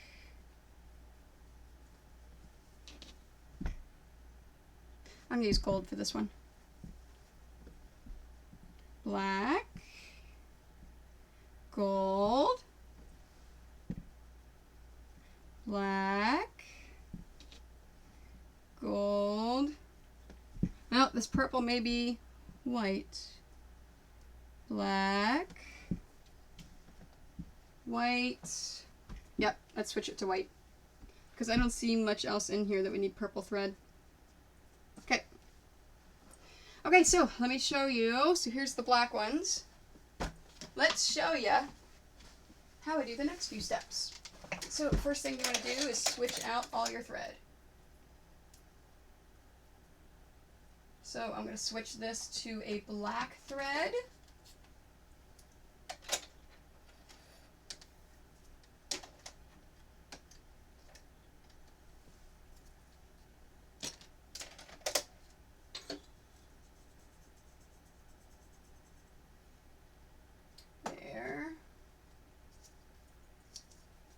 And for those of you that have not watched my stream on a regular basis, this is my piecing machine. So it is a cheap, inexpensive machine that when it breaks or if it needs cleaning beyond what I can do, I throw it away. Because it's cheaper just to buy a new one. And I have 10 of these because I teach classes in my town at the Family Center. And when I teach classes, I assume you don't have a sewing machine, so I supply them. Okay, so first step, you want to get rid of the 1/4 inch piecing foot. I want to use a J foot. So I've got my J foot. What I'm going to be doing, and I'll show you over here, is I'm going to be sewing along the bottom here and along the bottom here. So probably about 1/8 of an inch from the edge, just straight across on the bottom. When I sew it, the way my machine works, I'm going to sew it like this. So I'm going to sew it through here because my machines, the bottom thread tends to tangle a little bit more. So then if it skips any stitches or it tangles, it's going to be in this side where you can't see it. You're going to see this side. So that's the first thing I'm doing. And I use my scrap fabric because I want to chain.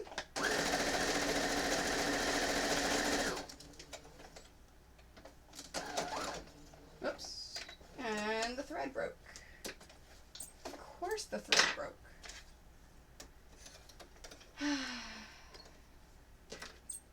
For some reason, my machine does not like black thread. The thread always breaks. It's quite annoying. If it breaks again, I'll probably change the brand of thread. Because some machines like other brands of thread, some brands over others. Now what I'm doing is I'm getting it in there and I'm going to use this scrap piece of fabric to pull and to catch it through. That's what chaining is. There we go.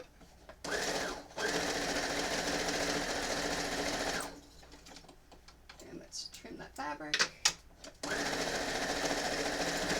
Now, I won't need my scrap fabric because I'm going to continue to chain.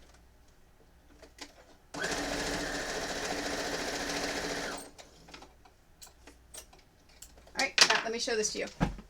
You see how, oh, whoa, that is not right.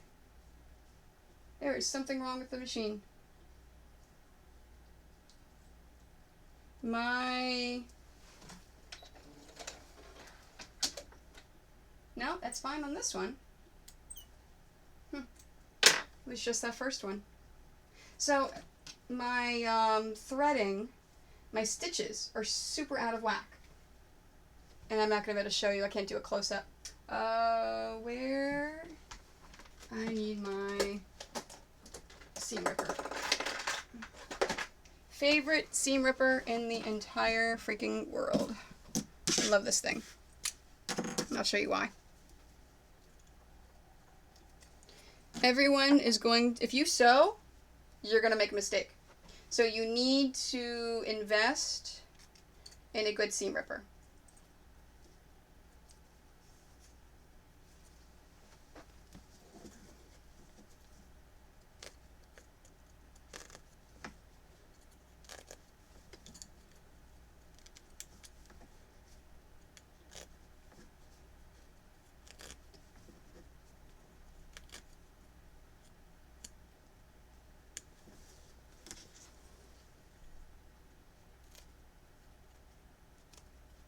Okay, so this is the problem of a normal person.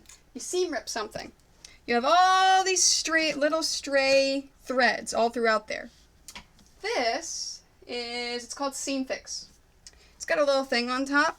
So I'm just going to do this and pull all those threads. And just like that, they're all out.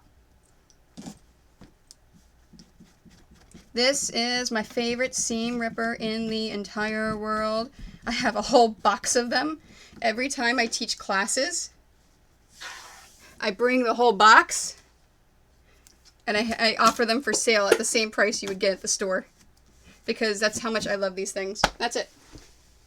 All the thread is gone and it is gone. It is taken care of.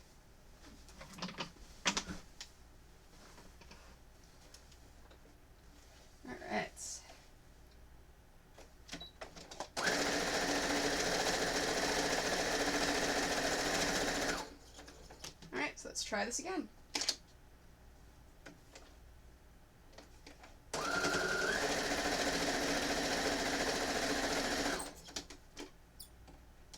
Alright, let's check the seams. Nope, it's fine. I thought it was off, but it was just that one. Okay, and I don't know if you can see it, but on the bottom right here, I actually have a little nest right here where it got started, but that's on the underneath. You're not going to see this, so that's perfectly fine. And that's why whenever I do them, I flip them over and I do it on this side.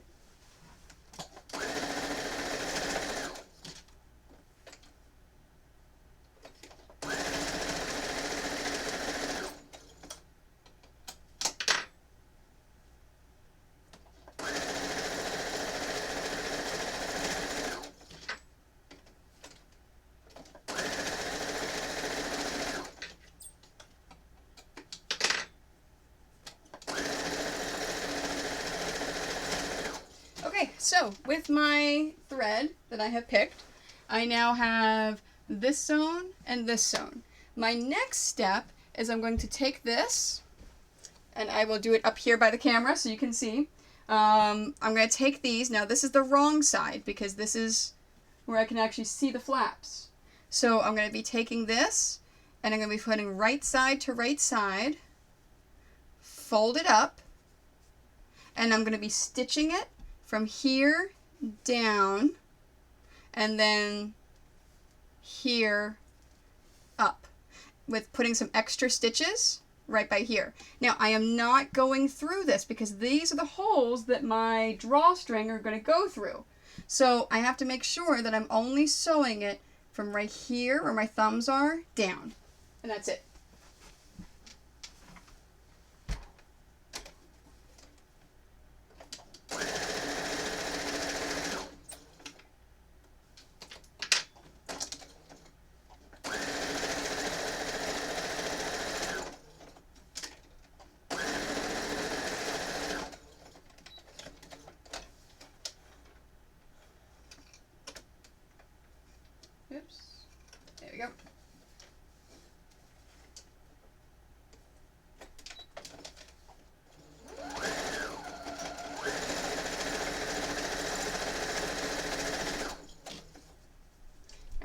just doing them one at a time.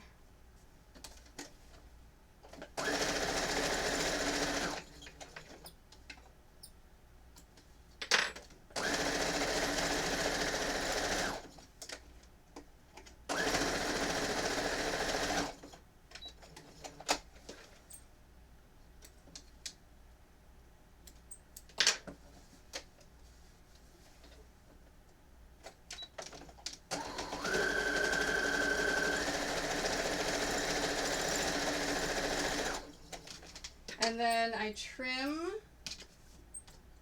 all of the threads so they're not sticking out. And I have my dice bag. Now, this is inside out because you can see the seams here and here. So whenever I store them, I'm going to store them just like this. Whenever I sell them, at that point, I'll flip it inside out so you can't see those seams. The last step, which I'm not going to do on Twitch, is take my cording that I use and thread my cording through. And that's it. That's how you make dice bags. They're that simple.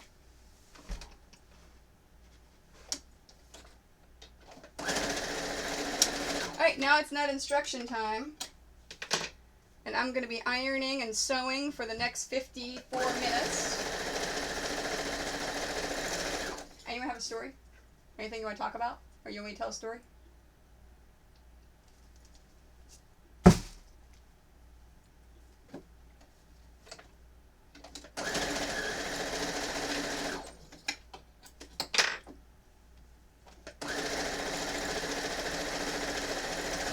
I'm excited that I actually get to hang out with Nerdy Needle.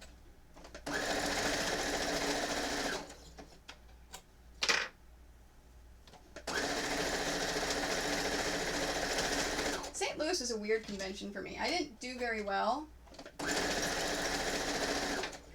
And I had met some new people there. That was the convention that Wizard World told me that I could no longer be in the Artist Alley, as they put it, because my stuff was getting too big and looking too professional. What? Handmade. You can see it's handmade. So after St. Louis, I did the Wizard World Philly, and I haven't done one since. So I think because of that, I wasn't as social as I normally try to be with other artists. So I didn't get a chance to hang out with Nerdy Needle.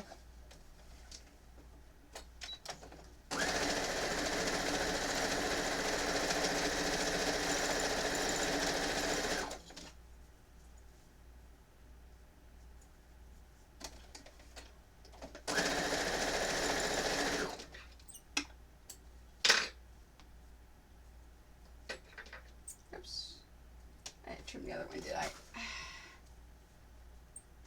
Yeah, no, it's, and it's funny, so Heroes and Villains, I've never done a Heroes and Villains con, ever. This weekend will be my first one. And every now and then, I take a gamble on something new to see how it's going to be. And everyone keeps telling me how great the company is that runs the Heroes and Villains cons. And I thought, you know what, if they're that great, I'm going to give it a chance. And a friend of mine from Rumble and Roar Wand Makers was also thinking about doing it. And he said, hey, Tony, let's share. And I went, sure, but let me see how they're going to react to me with, being an artist out. So I sent, yeah, no, I agree, right? It's better to have good-looking handmade things. My friend Liz from, oh my god, why can't I think of her company? Come on, Tony. Oh, geek something.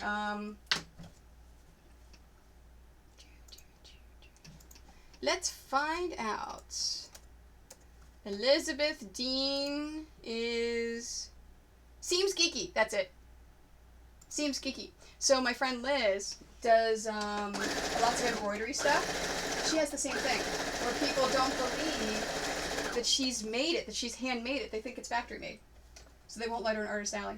So anyway, so I emailed Heroes and Villains, and I sent them pictures to making sure they knew how big my setup is. I sent them pictures of my setup, I sent them links to my website, and I said, here's what I do and how I do it.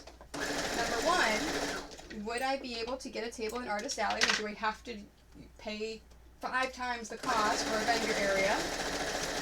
And would my freaking big setup be okay at your convention? They responded back, we would love to have you.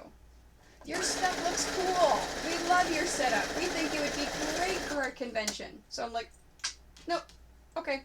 They are fantastic people. So I'm looking forward to this weekend.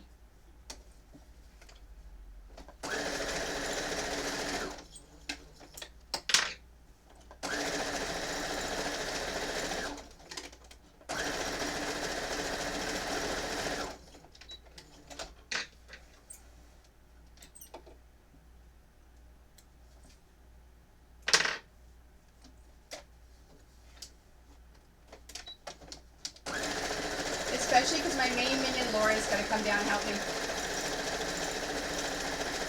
Laura's fantastic.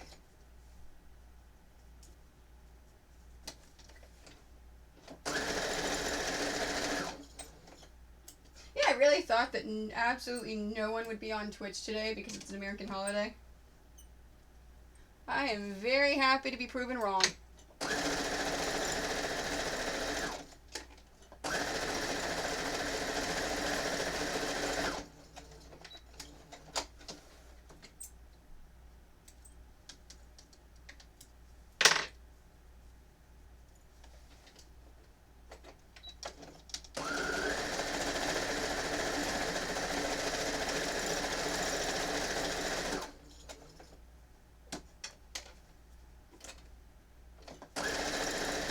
Oh, look at this new Harry Potter fabric. Isn't that cool? Sorry, I like it a lot. I got that at the same time that I got the house fabric. And I made sure, because I ran out of Slytherin fabric for pillows at AwesomeCon. So I have made sure to get a lot more of it. So I have it for Heroes and Villains.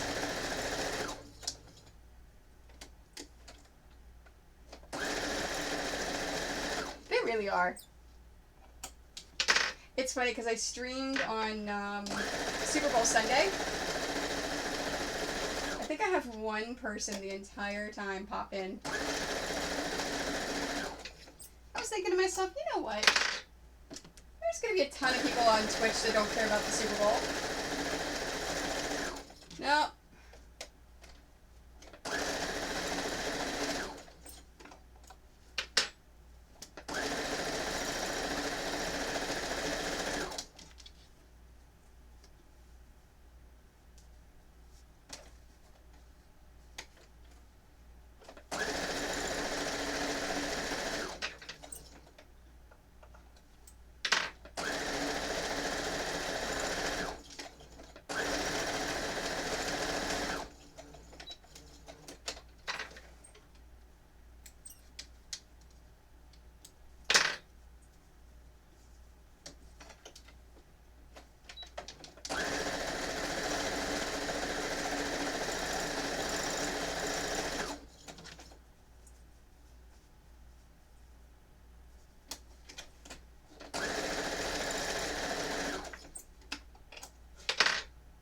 I think that there's any other stories I haven't told yet.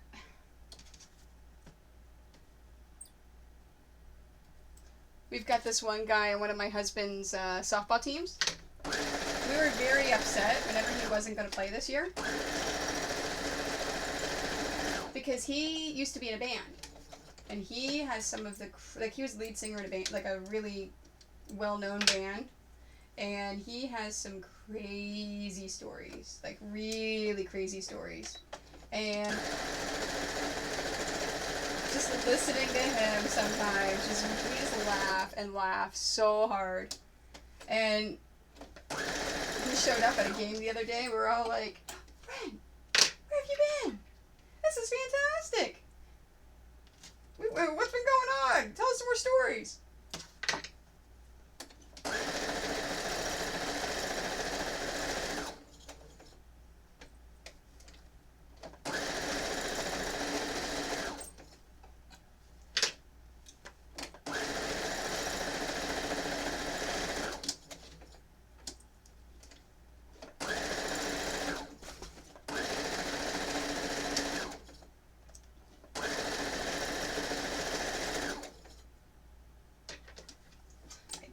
To cut it. I'm like, I know I have a second piece around here somewhere. So again, this is called chaining, when you're just taking one thing and running it through with another. So I will always do things in doubles. I'll never just sew one thing. That way I can chain it. It makes things go by so much faster. It's much more efficient. When I first learned how to quilt, I had a machine with an automatic cutter, and I didn't understand the benefits of chaining, so I would actually use my automatic cutter and cut between every single piece. I'm like, it doesn't save any time. It's perfectly fine. Yeah, I learned.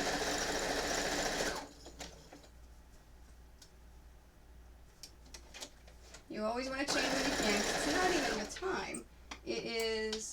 This seam right here is more closed than it would be if I would have started it and then cut it at the end.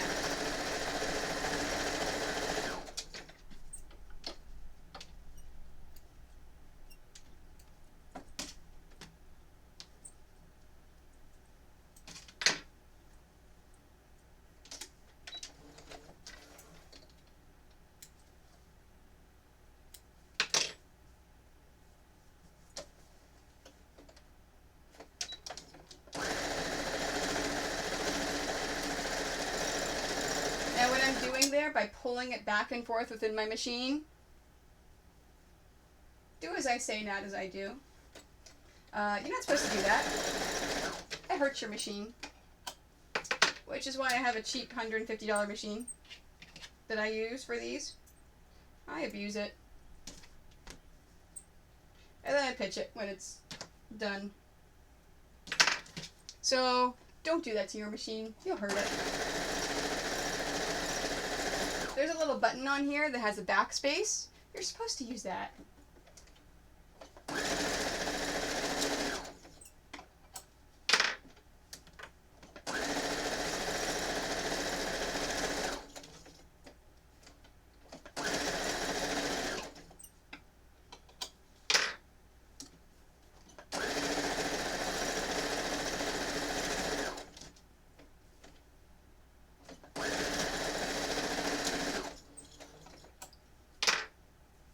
Now whenever I pick up my fabric, I'm looking to make sure that I've caught everything under here. So whenever you see me flip it and look at it, that's what I'm doing. So making sure that everything is sewn correctly. My seams are good, and everything looks good. This right here is what I'm talking about. Don't pull the fabric. Use your backup button. But when you're sewing 300 dice bags, I'm going to save time everywhere I can and hurt the machine in doing so.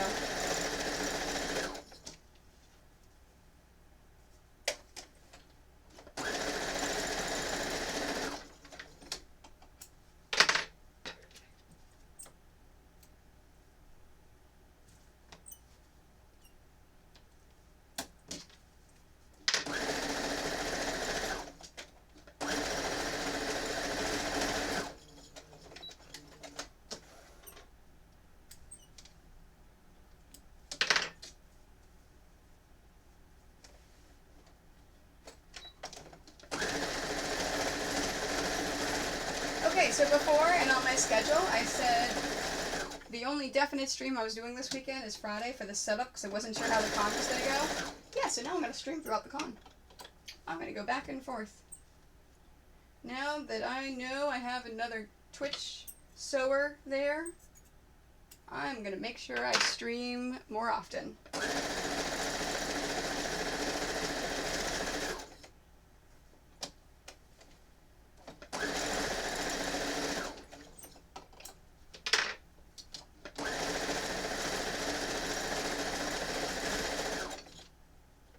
Alright, after I get through all the Walking Dead fabric, I am going to switch and do some ironing.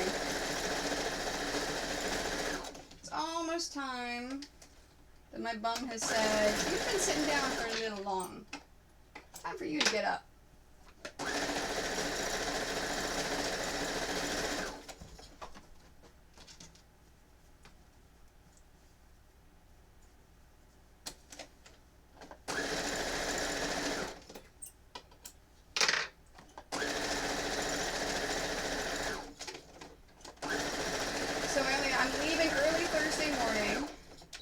In addition to making all these dice bags, I still have to do laundry, pack, do all the border paperwork, because I'm going from Canada to the US, so I have a lot of paperwork I've got to do for the border. And then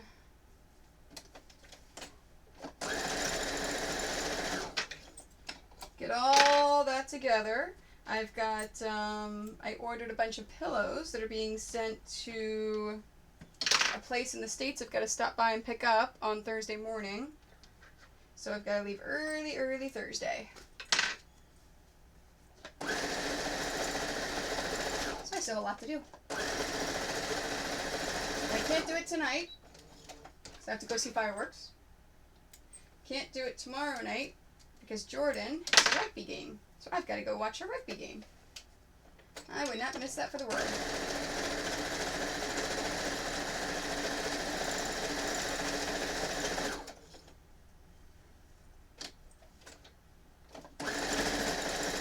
So after I finish streaming, I'm going to start working on everything else I have to do. And if I don't finish these dice bags, guess what I am doing in my hotel room Thursday night, Friday, and Saturday.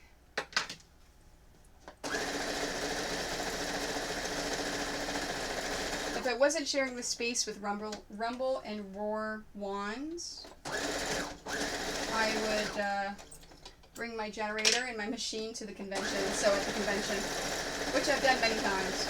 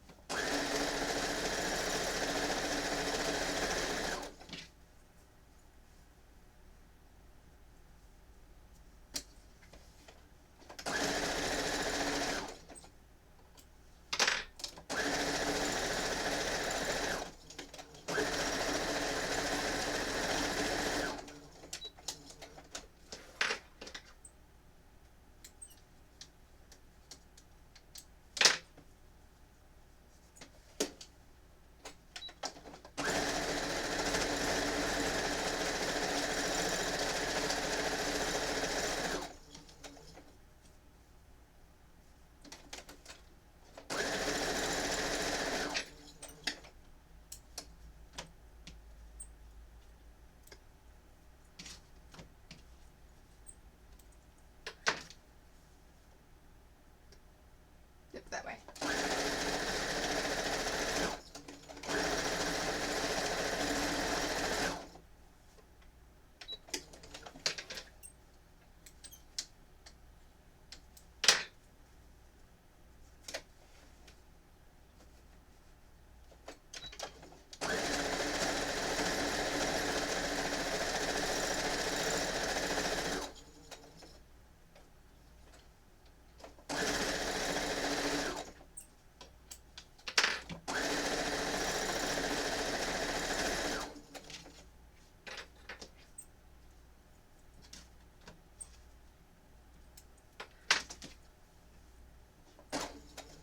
Alright, after I finish these two, I'll do some ironing. Because I don't want to finish all of the black ones because I haven't finished ironing them.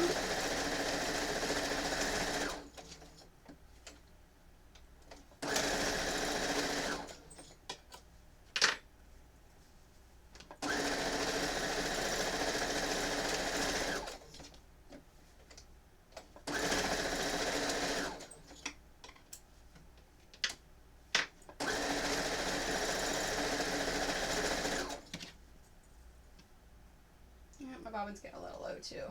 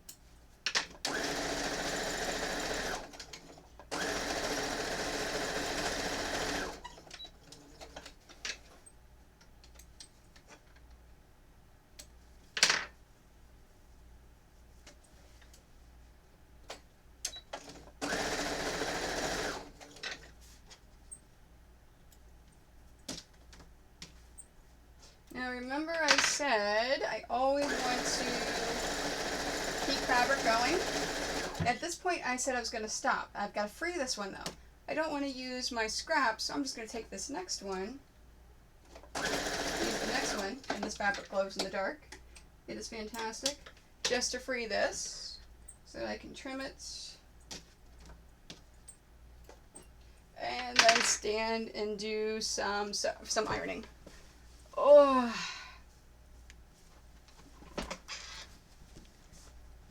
There we go. All right, so I'm doing white, gold, and black. I'm thinking for this one, I'm gonna go off-white.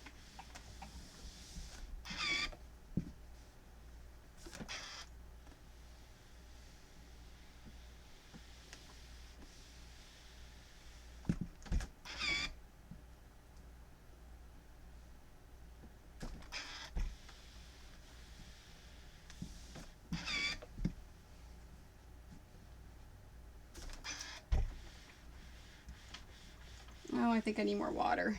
All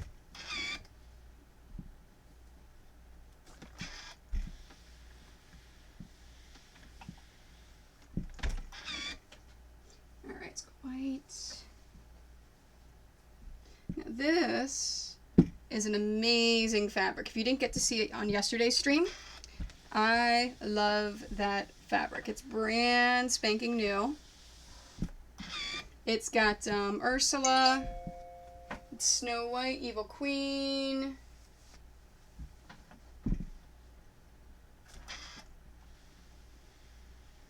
and Maleficent on it. Not sure why they didn't include the 101 Dalmatians.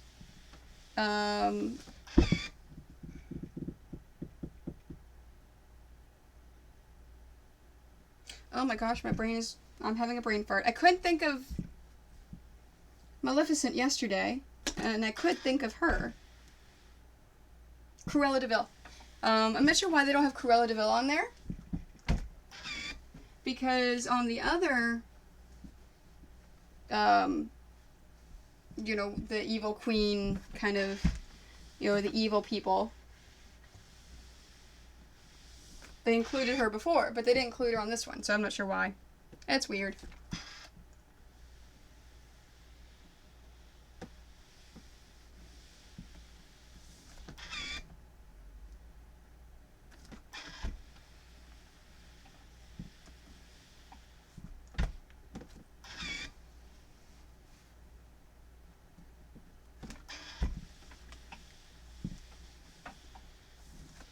Okay, this one's going to be black.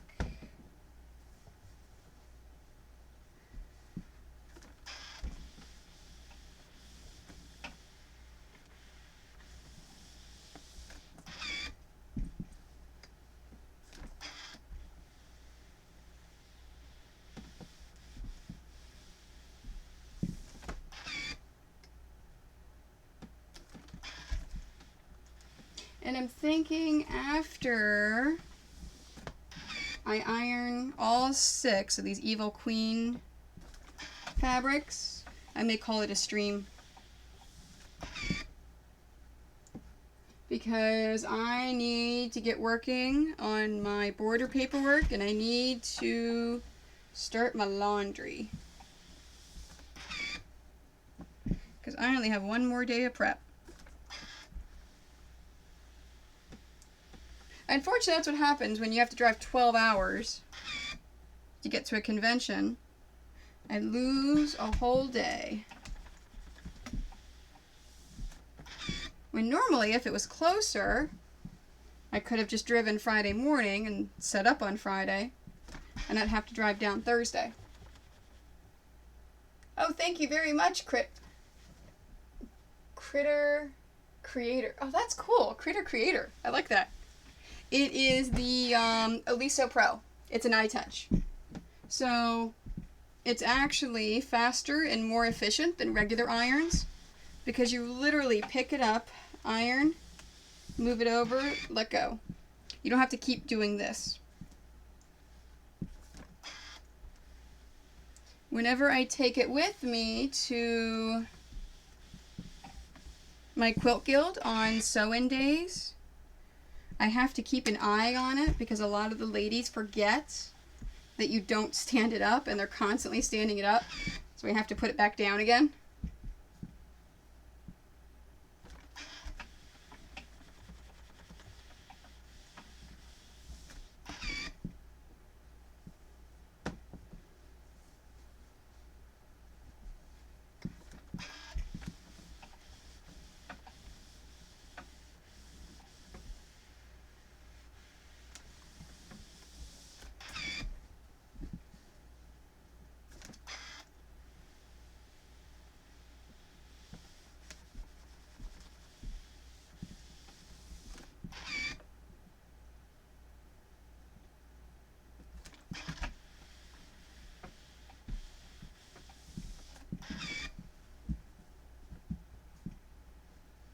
Everything I do is all about the most efficient use of time. See, and this is the other Evil Queen one. See, and it has Cruella de Vil on it. Not sure why they didn't include her on this one. Although this fabric is cooler. It is really, really stinking cool. It's like a space age iron. Yeah. It's funny because whenever these first came out about 8 years ago, I was super excited and I got one. And the leg mechanism actually broke on it. And it was, I think, a year and a week after I got it. And the warranty was only for a year. So after that, I was like, oh, I'm never getting it again. Da da da da da. Fast forward to a year ago, I saw them at a convention. And I told them how upset that I was. And they said, okay, we realized in that first round we had some issues and we no longer have those issues. So if you get another one, I will personally give you a 5-year warranty on it to make sure that you are happy with it. And I went, oh. Well, if you stand behind it that much and you really believe in it, okay. So I got another one. I've had it now for a little over a year. Still perfectly fine. So I think they fixed all the problems. There are 3 or 4 different ones of them. This is the Pro one, so this is the one that's meant for lots and lots and lots of ironing. So like people that do this for a living.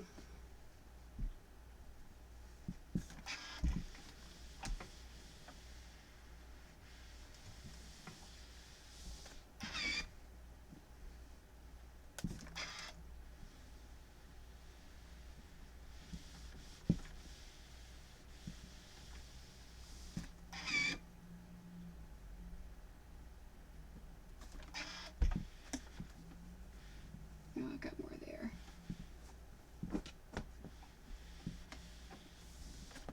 I've got 2 more, and of course you've got this villain fabric,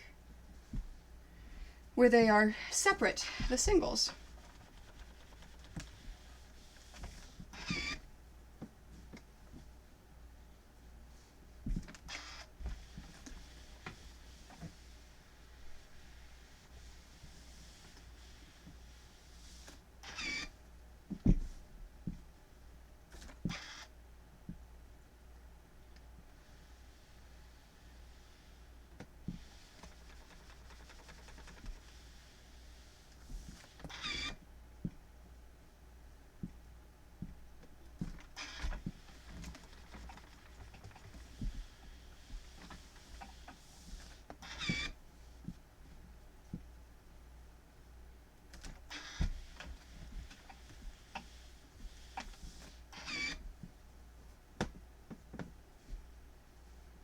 Alright, I think this is the last one I'm going to iron for now. When I do these, when I iron these, it's not even my feet. It's also my hand, because my hand is getting super hot holding and touching the fabric after it's been ironed. So my hand needs a break.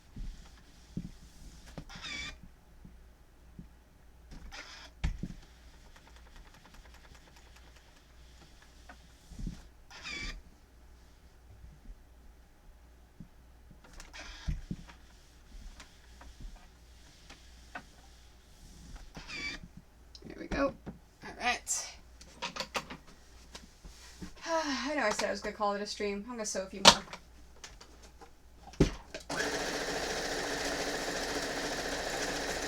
Because now I'm hot from doing the iron. So I want to sit here and cool down for a few minutes. Come on. There we go. It got caught for a minute.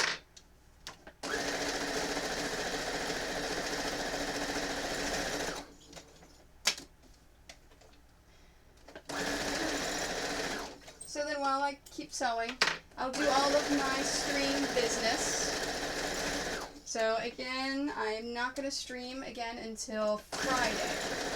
Friday's stream will be the setup for Heroes and Villains in Nashville. And then I will stream...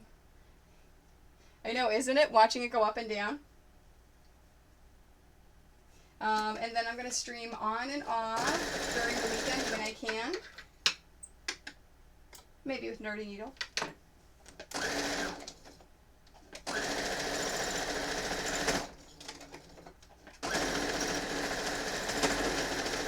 It'll mostly be showing you with the conventions, like the people I'm with, stuff like that.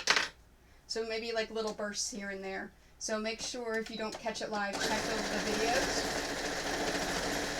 I also upload every single one of these videos that I live stream on when I show you stuff on my YouTube.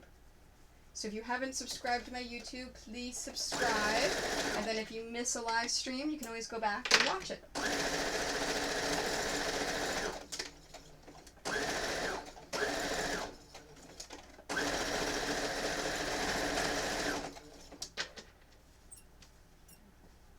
Yep, come on.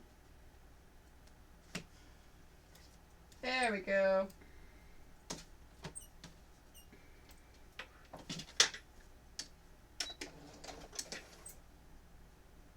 See, there's something about using a sewing machine that's just very relaxing. I don't know if it's the sound or just watching the needle. Something super relaxing about it.